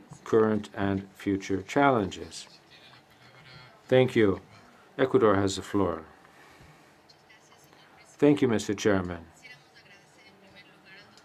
I thank Dr. Blanco and Dr. Madrigal for being so clear in laying out their vision of how cooperation and energy integration can enable our systems to be more reliable, to reduce risks in supply chains, and better avail ourselves of the diversity of energy resources throughout the region. We believe that this is a unique opportunity for us to work together. From this organization, given its capabilities here at this council, and with the help of the Secretariat, coming up with schemes of complementarity across our countries, enabling us to avail ourselves of differences in natural resource availability and climate variability. Integration cannot be viewed only as an option, but rather as a concrete tool for us to address systemic risks that we all face. Within this context, Chairman, we do think it's also important to stress that while new technologies and more efficient tools, environmentally sound ones, can bring down high costs, this is something that needs to be taken into account in designing public policy. It's also key to promote programs, mechanisms that would facilitate access to these technologies equitably, progressively, keeping the energy transition from deepening existing gaps that already exist. For Ecuador, it's a priority for us to move toward institutions, regulatory frameworks that are more flexible, harmonized, just as Dr. Blanco said. To that effect, the national government of Ecuador has pushed through reforms geared toward fostering private investment and enhancing the efficiency of the power structure, bringing down barriers that have held back development of infrastructure, moving toward a new generation of such infrastructure. Now, working across the board calls for harmonizing technical standards, creating conflict resolution mechanisms, strengthening operational coordinating bodies. To that effect, the work of everyone in the region is absolutely necessary.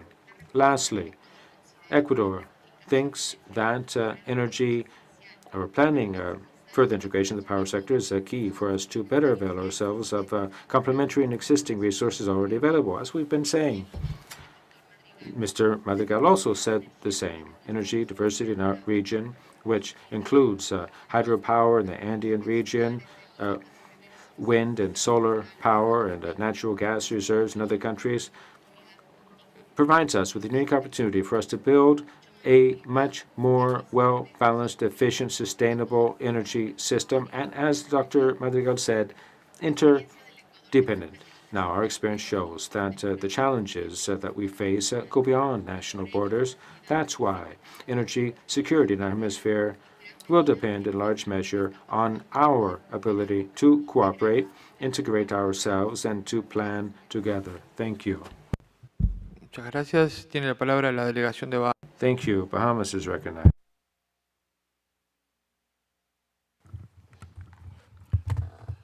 Thank you, Chair, and good morning to you and to colleagues. At the outset, let me join colleagues in thanking you for convening today's city meeting and the insightful contributions of our experts on this most important issue of energy security, resilience, integration, and interdependence. For small Caribbean states like the Bahamas, our concerns lay not only on reliability and cost of energy, which for countries that have historically been reliant on energy imports like the Bahamas have been exceedingly high, but also on the environmental and socioeconomic impact of energy generation in our societies. In the case of the Bahamas, this is further compounded by being an archipelago of hundreds of islands spread across 100,000 square miles of ocean, and the need to replicate energy generation and facilitate integration across the country. In order to meet these demands, the government of the Bahamas, with financial support from the IDB, has ushered in what is being designated as a new energy era, which is the most intentional and comprehensive effort to tackle long-standing challenges in generation, transmission, and distribution in the country's history. A key focus of the ongoing work is investing in modern transmission and distribution systems, including an underground transmission line, which is atypical in the Caribbean region, and high-efficiency gas-fired generation units, all a part of a comprehensive reform effort for the national grid. This focus on legacy infrastructure reform has helped drive down energy costs from global highs above 40 cents per kilowatt hour historically to 26 cents per kilowatt hour in 2024, and has already reduced outage frequency by 45% and outage duration by 30% in 2025, even during periods of system stress. The reforms also address legacy debt at the national energy provider, better regulate electricity costs, and protect consumers from price swings through new policies such as the equity rate adjustment. The Bahamas has also taken a deliberate and structured approach to reduce exposure to global volatility and external shocks and create stability for our customers through transitioning to cleaner fuels, such as LNG, through collaboration with US partners and implementing fuel hedging. And in order to advance the shift to at least 30% renewable energy mix, as mandated by our 2025 to 2030 National Energy Policy, and take advantage of prospects from ocean thermal energy and from being one of the sunniest countries in the region, reforms are also being advanced to create the infrastructure to facilitate 60 megawatts of renewable energy for the capital of New Providence and 97 megawatts for our family islands in the near future. Across the family islands, we're already building hybrid microgrids that bring together solar, batteries, and modern generation. And we already have a successful use case with the implementation of a 390 kilowatt microgrid that now powers every home on one of our smaller islands, Ragged Island, which had been completely destroyed by a Category 5 Hurricane Irma in 2017, and is being rebuilt to be a model for sustainable development. We are also working to provide regulatory and policy support to spur renewable energy uptake, including through eliminating a ban on private power generation, cutting solar energy import duties, and establishing a small-scale renewable generation initiative where citizens can receive support for grid-connected solar panels to be installed on their roofs.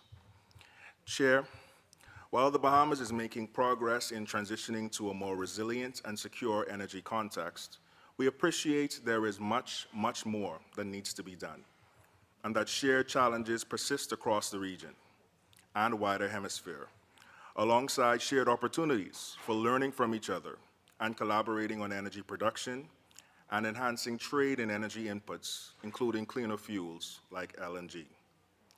Here is where we note practical benefits of multilateral engagement and the comparative advantages of the OAS as a mechanism for hemispheric convening power, facilitation of multilateral agenda setting, and the Secretariat's capacity to provide targeted technical assistance to member states.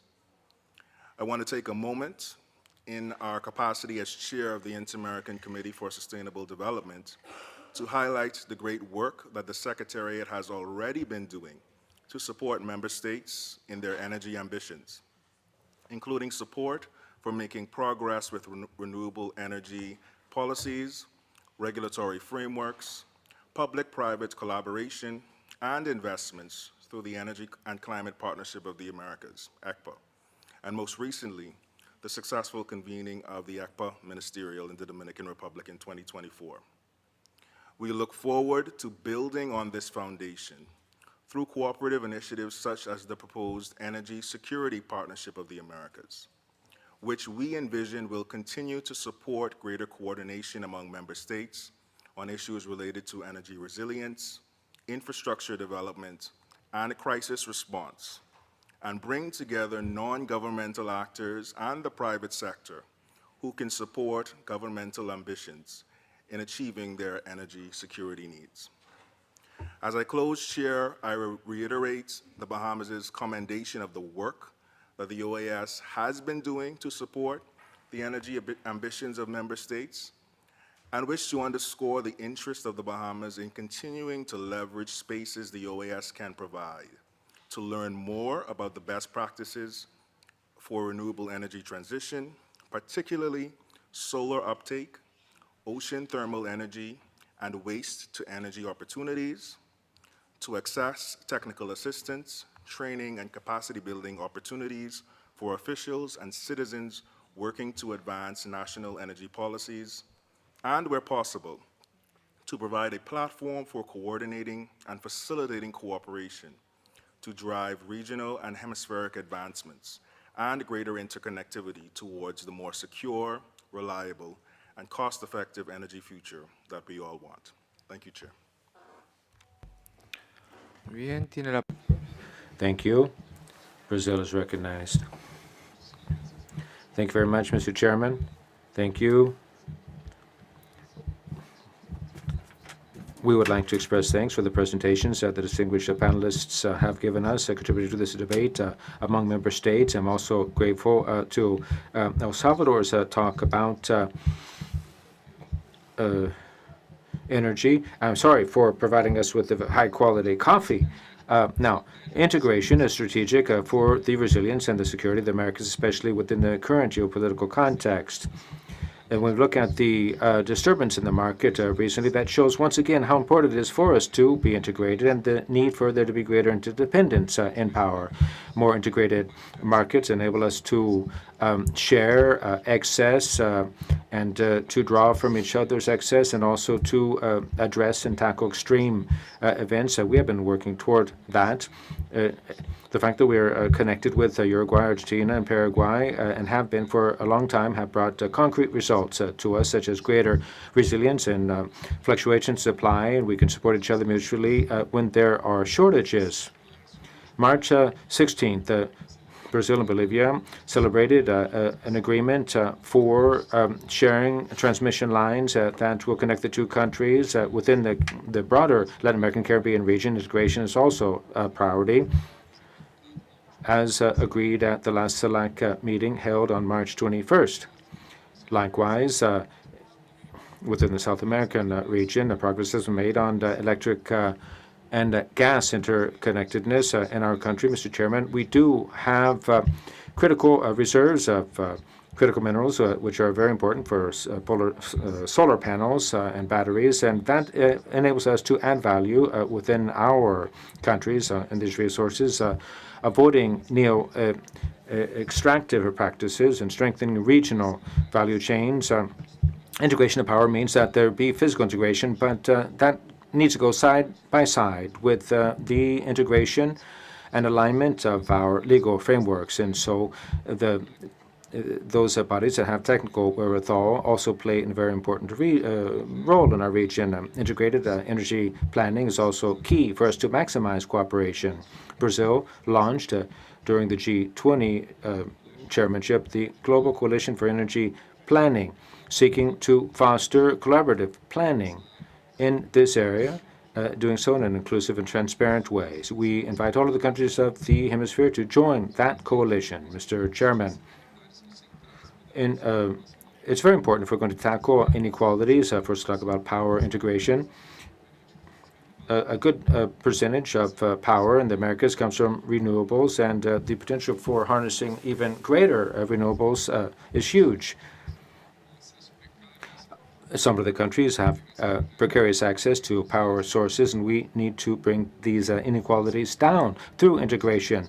Now, a market of biofuels, for example, opens up local development opportunities, creation of jobs, better salaries, and bringing down our carbon footprint. So regional power cooperation calls for sustainable development in all of its aspects, economic, social, and environmental prosperity, social justice, energy security, and transition toward clean energies are not ends unto themselves, but they mutually strengthen themselves that can reap benefits for all of our peoples. Thank you. Bueno, muchas gracias a todas. I thank all the delegations for your thoughts and experiences, for sharing your thoughts with us this morning. I think that this offers an opportunity, and this is a regional aspiration for us to forge ahead in further talking about these topics and to ultimately come up with stable frameworks for energy integration as a precondition for us to strengthen development, security, resilience, and equality and opportunities, as have been said. Por lo tanto, Therefore, I think that based on today's interventions, I'd like to thank the panelists for your very inspiring interventions and your contributions to our discussion. This is a critical topic that we need to move forward on, and therefore we must build consensus among the membership. With that, I'd like to ask the Secretary to take due note of the interventions that have been made and reflect that in the minutes of today's meeting. Certainly, this will be valuable input for following up on our work from the CD. Therefore, we will conclude that item on the order of business.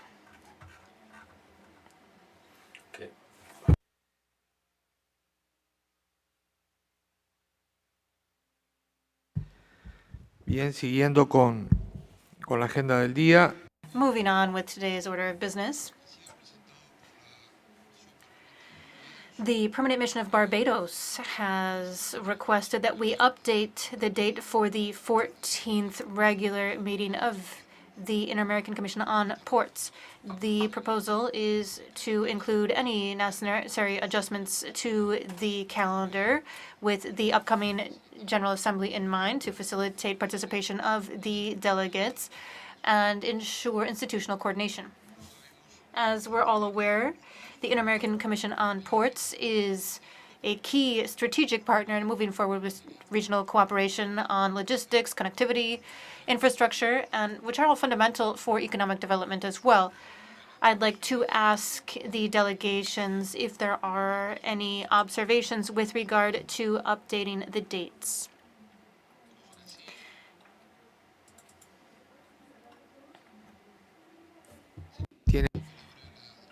Barbados, please.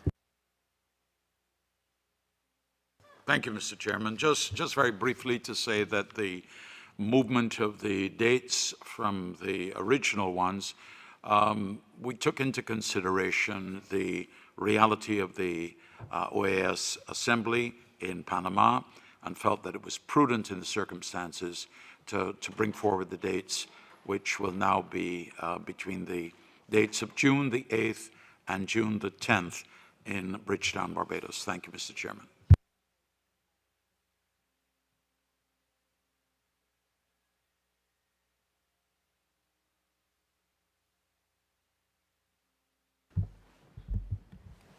Bienvenido por cualquier duda también. Welcome. Any doubts, please contact us. We also have our director here for the Inter-American Committee on Ports. So if there are no questions with regard to the update, we will adopt this consideration of the draft.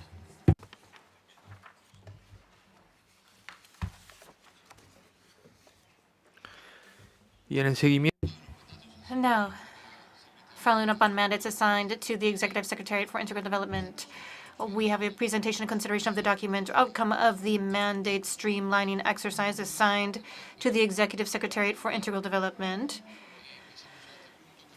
This item reflects a fundamental exercise carried out for institutional strengthening of CD.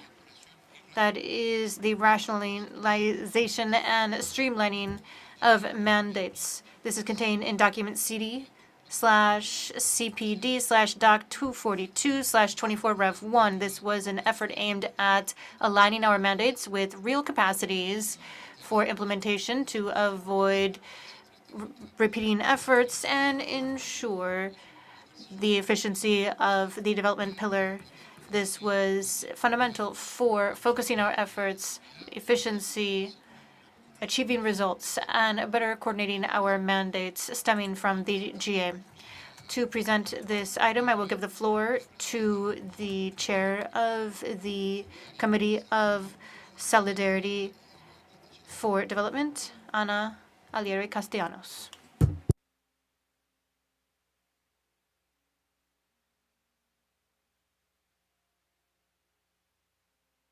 ahí no la estamos escuchando. We don't hear you. Ahora sí. Gracias. Thank you. Thank you very much, Chair. Dear delegates, I was very interested in presenting the report, but I see that I'm not able to do that. So I do apologize, and I have asked one of the vice chairs at the committee from the Guatemalan mission to please support me by reading that for all of you. Thank you very much, Rosa. Muy bien. Please go ahead, Guatemala. Muchas gracias. Thank you, Chair. Distinguished delegations, I'm honored to present on behalf of the Chair of the Committee on Solidarity Policies for Development, as Vice Chair of this committee, a report on the progress made by the work of this committee in the area of management and rationalizing our mandates pursuant to the guidelines adopted by the General Assembly. As you all know, this process is based on Resolution AG/Res 1 58th GA 25, which introduces a new definition of a mandate and establishes criteria aimed at strengthening its quality, viability, and alignment with institutional priorities. Against this backdrop, the committee undertook a exercise in close coordination with the Executive Director's Office and technical areas of the Executive Secretariat for Comprehensive Integral Development, which meant moving forward with a shared understanding of new institutional criteria, as well as building a methodological approach for its implementation. Based on that process and based on the technical presentations that were made to the committee, we were able to develop a comprehensive analysis activity and streamline mandates assigned to CD. And this was examined and coordinated by member states in the framework of this committee. The exercise, which is being presented today for consideration by the CD, is a tangible outcome of this collective effort. It reflects work coordinated between member states, the General Secretariat, and its technical areas. In particular, the document presents implementation of a new definition of a mandate established by the GA, the identification of those mandates that have not been adjusted to that definition in line with activities such as routine activities, ongoing activities, and the very operations of each area, as well as classification of the mandates that do fulfill the definition, including their categorization as valid, obsolete, or fulfilled. This exercise also included a technical evaluation process with the areas of execution and a review at the level of the political bodies to strengthen their robustness and institutional robustness. This result not only means that we're able to have a clear, more orderly idea of the mandates in the framework of CD, but also it lays the groundwork for a more strategic, transparent approach that is results-based. Even more importantly, the exercise reflects a change of our approach, moving from a series of mandates to actively aligning them with our institutional capacities and the priorities defined by member states themselves. Therefore, the committee will continue to support the process in its next steps, and that includes updating the mandate management system and following up on decisions stemming from the Council. Finally, thank you very much to all of you for your spirit of coordination and enthusiasm, and I invite the delegations to continue with this process. Its determining relevance is necessary for our upcoming GA. Thank you very much. Bueno, muchas gracias. Thank you for the presentation. We're also here with Luis Alberto Castillo, who worked throughout the entire mandate streamlining process from the Office of the Executive Director. And so I'll give the floor to the delegations if anyone would like to speak or give an intervention. Any additional questions? Tiene la palabra la delegada. Costa Rica. Thank you very much for this presentation. We are delighted to receive this mandate streamlining update, and thank you very much for the technical work and the exercise that was carried out and presented by the Committee on Policies, and thank you very much to the Vice President for sharing that.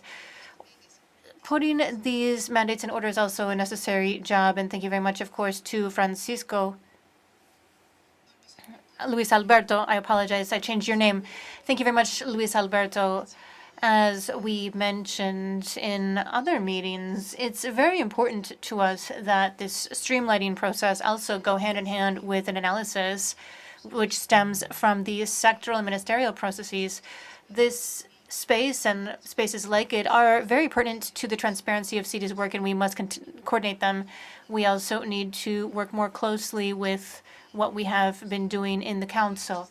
These states are shouldering through these sectoral and ministerial processes mandates. They need to be incorporated in our plan. We also need to avoid duplicating our efforts, and we also, for example, when we saw the presentation of the working plan for CD by the Executive Secretariat of Integral Development, that is why we believe that this exercise is being strengthened at a time in which the analysis identifies gaps or duplications of efforts, repetitions of efforts. So we need to chart the best path forward in order to optimize our resources, and thus this should be reflected in our priorities. Thank you very much to all of you for the presentation. Thank you very much for the work that you've been doing to streamline our mandates, and we are here willing to collaborate with each and every one of you in order to come up with this end deliverable which carefully reflects all of the priorities of our organization. Thank you very much. Bueno, muchas gracias. Thank you very much, Ambassador, for that statement. This is a very important process that's being carried out as we streamline our mandates. And in that sense, I don't see any more requests for the floor. I will therefore submit for consideration by the Council the outcome of the mandate streamlining exercise by CD. If there are no objections, it will be considered approved. Thank you very much.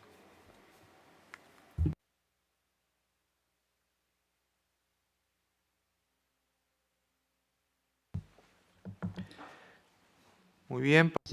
And now moving on to the next item, CD at 30.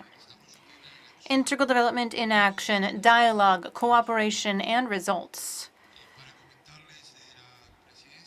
From the chairmanship, we have been working on commemorative activities proposed for the 30th anniversary of the creation of the Inter-American Council for Integral Development in 2026, consolidating the main space for cooperation in integral development on human rights and economic development, as we stated at the outset of the session. This commemoration is not just a symbolic act. This is an opportunity for us to reflect on the progress we have achieved and reiterate the importance of integral development as a pillar of the OAS and support the role of CD in the face of emerging challenges.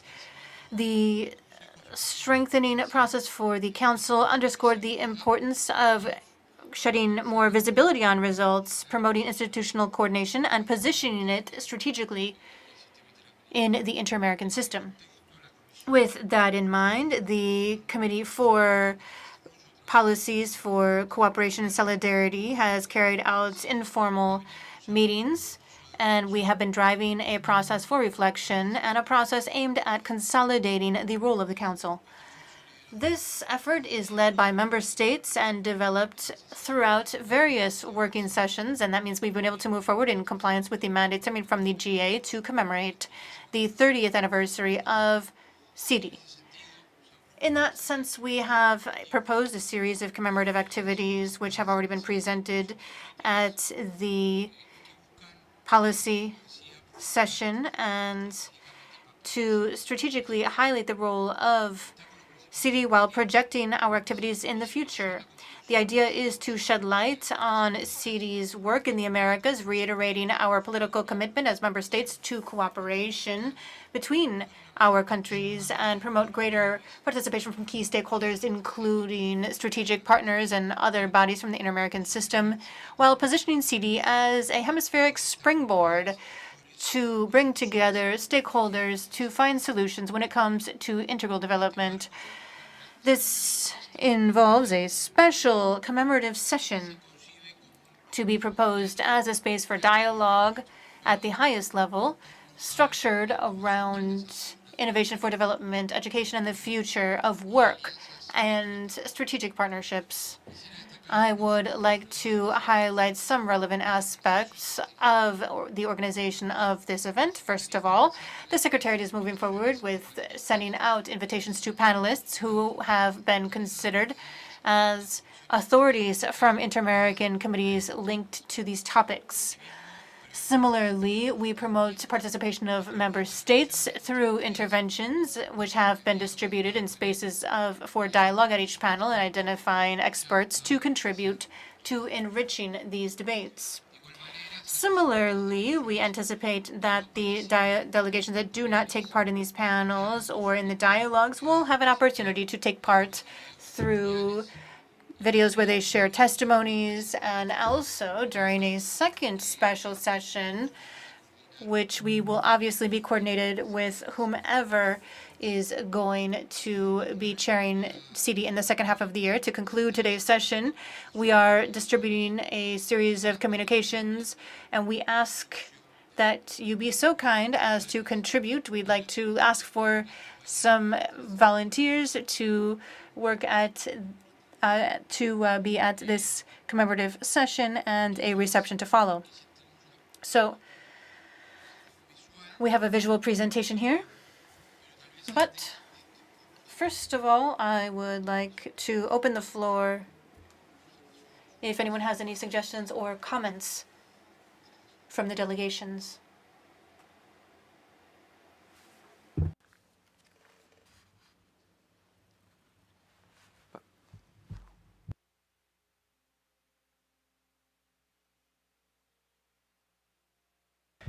Antes entonces, So before that, I don't see any requests for the floor, so we will once again give the floor to Barbara from SETI, who will also summarize the efforts from the Executive Secretariat.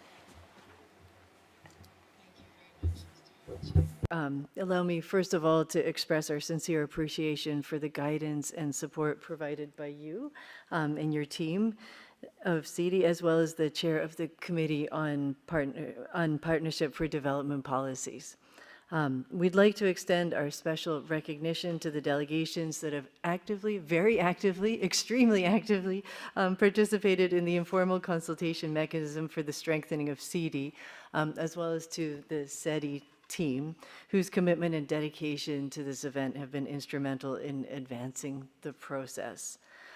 I'd like to underscore that all of these efforts have been carried out within existing resources, which further reflects the institutional commitment to enhancing the visibility and strategic positioning of the Council in the context of its 30th anniversary.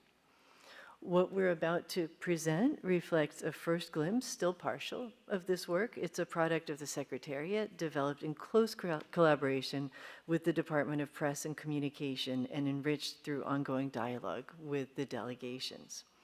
So we're pleased to share this with you in the hope that it will also serve as a collective effort that reflects and supports the commitment of the member states to celebrate this important moment in our joint history.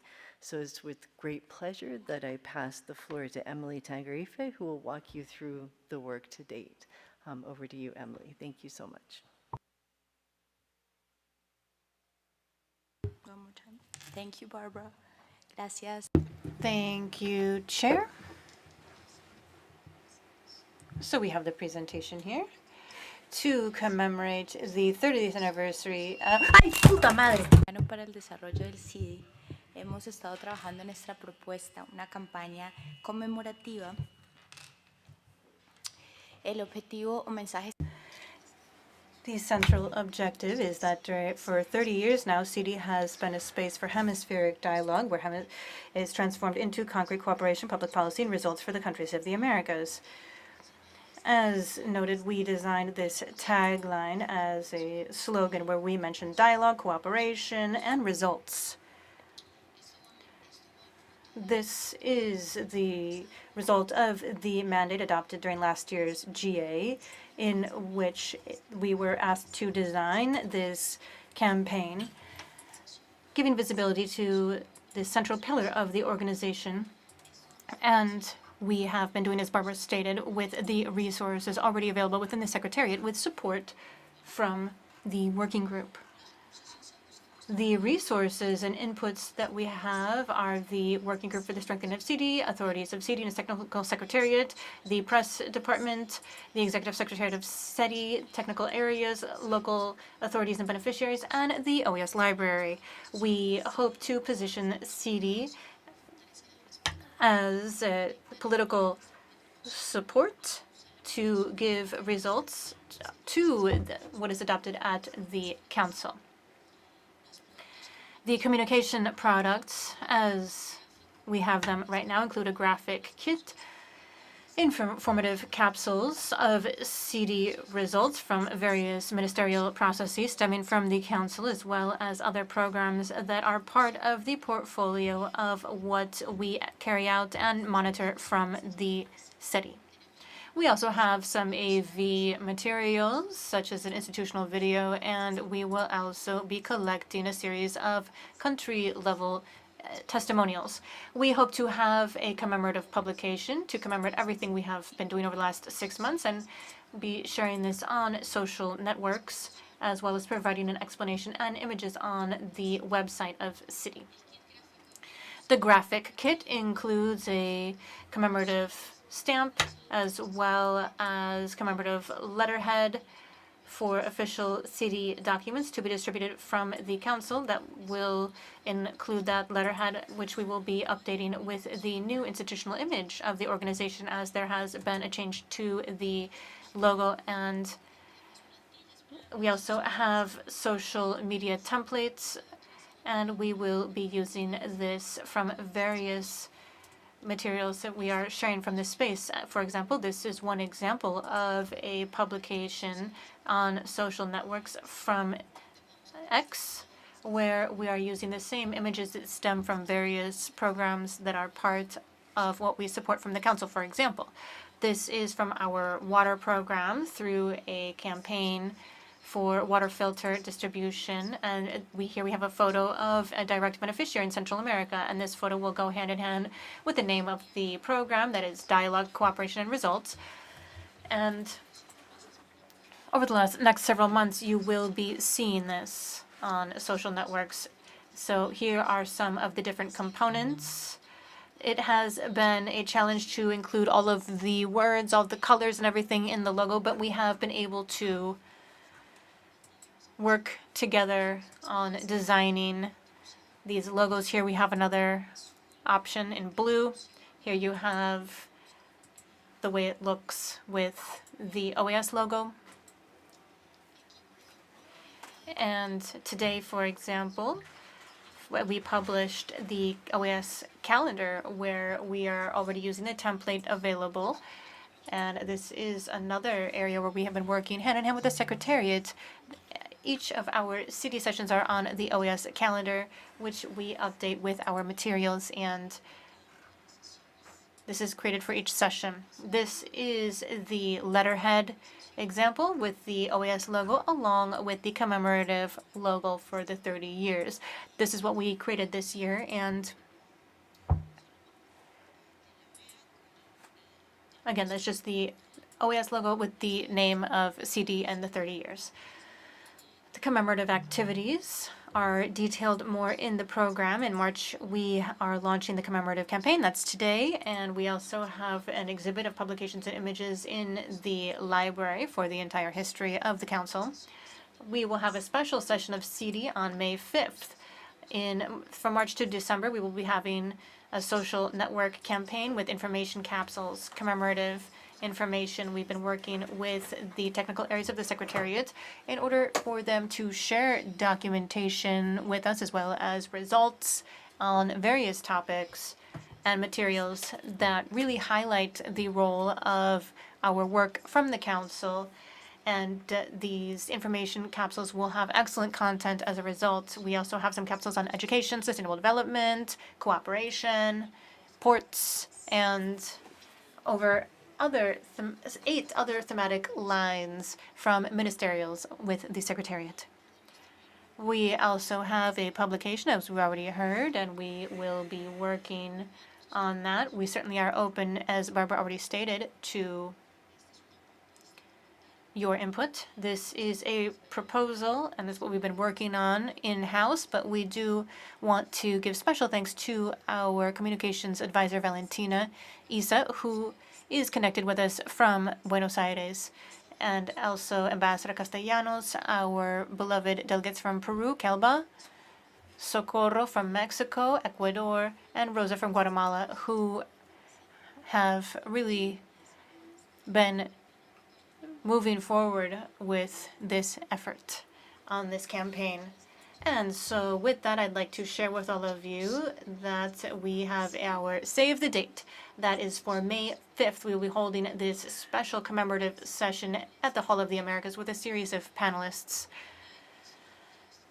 This will be distributed later on with further details in the program to be shared by the Secretariat. Similarly, we invite you to visit the CD website, the page of our Secretariat, where you can share information shared on X, and any other suggestions, information, please send them to our email at the Secretariat or through the Technical Secretariat as well. Thank you so much. Muchas gracias, Bárbara y Emily. Thank you very much to Barbara and Emily, and applause, please, for all of your hard work. Ambassador as well, thank you very much. Therefore, I think we are on the right track to have the commemoration that CD deserves. And I would just like to give you a few reminders. On May 5th, we will be having a special session. The idea is for this to be a dynamic event, not just a series of empty speeches. We will be having panelists with different guests, as you just heard, and this will be held at the Hall of the Americas. We are also looking for moderators and an MC. I believe it's going to be a journalist. And certainly,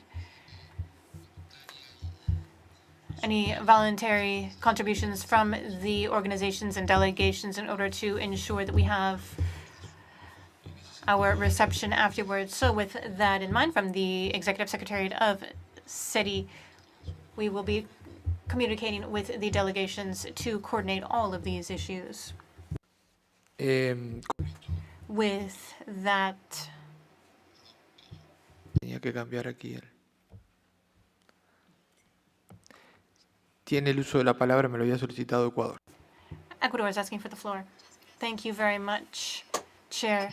My delegation believes that this anniversary is not only commemorating our trajectory, but rather reiterating the shared conviction that we all have as member states, where integral development and inter-American cooperation have been essential tenets for the well-being of our societies. We would just like to express our special acknowledgement to the Executive Secretariat for Integral Development, headed by Barbara, for her dedication, and thank you very much for your commitment in coordinating all of these commemorative activities for the 30th anniversary of CIDI. Also, thank you very much to Georgina Mayorga for your valuable work in making this process a reality.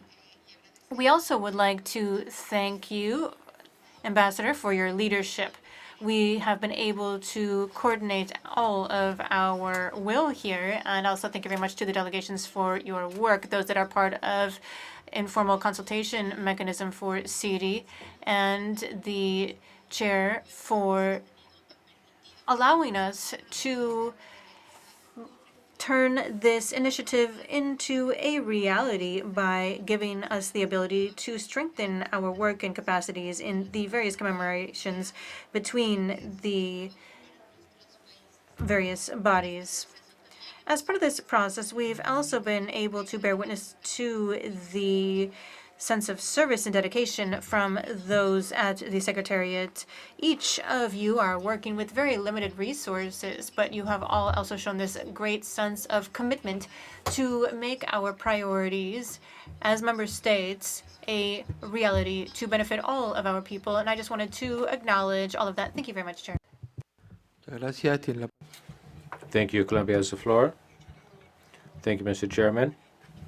I just want to take this opportunity to reiterate the acknowledgement for everyone involved in the work that was just presented to us on the occasion of the celebration of the 30th anniversary of CIDI. That said, I don't want to rain on anyone's parade, but we do want to reiterate our concern regarding costs that this might entail. We understand that there's that part which is in compliance with the mandate of the GA, which is agreed to by member states, but there are some other matters, especially that are of concern to our delegation, such as special sessions being held and the cost that entails. It's not that much more, but it's still more than we traditionally budget for. And then you have the publication that has to happen and the regular meetings for commemorative matters to be covered. So that's why Colombia has requested that all the states be provided with certain information, including the current state of the budget allocated for the Council's meetings and of its committees, mindful of the fact that this is a budget that traditionally falls short of that which is needed for the whole year, even for regular meetings. And add to that special meetings. I think it's important for the states to have that information for us to take a good look at the process and not be surprised later down the line. So I thank you very much. Thank you. Argentina has the floor.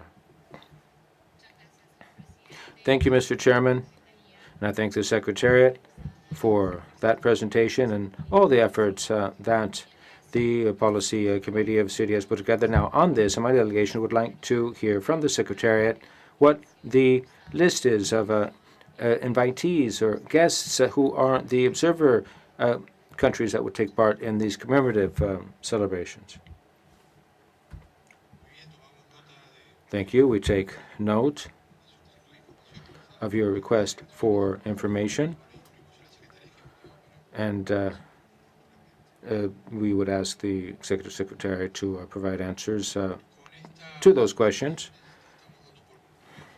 This concludes today's order of business, and now we move on to other matters.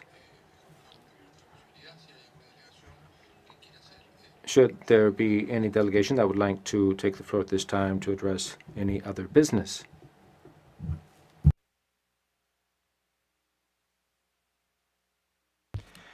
Muy bien. Very well. There not being other business to address, once again, I would thank all of the delegations for the top-level interventions that we've heard from you. Before concluding, I do want to share with you some announcements.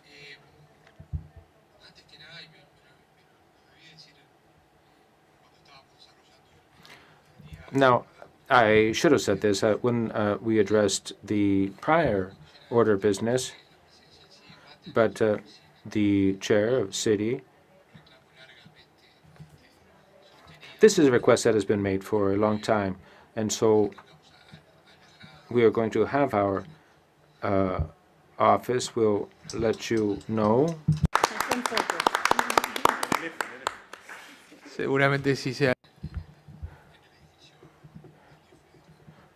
Likely to be on F Street, that office.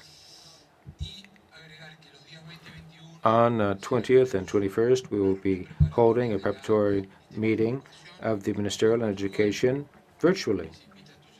And so, though the delegations are asked to send in their credentials, also from May 11th through 13th, the meeting of the countries on the Inter-American Conference of Ministers of Labor, that meeting will be held, and the invitations are being sent out.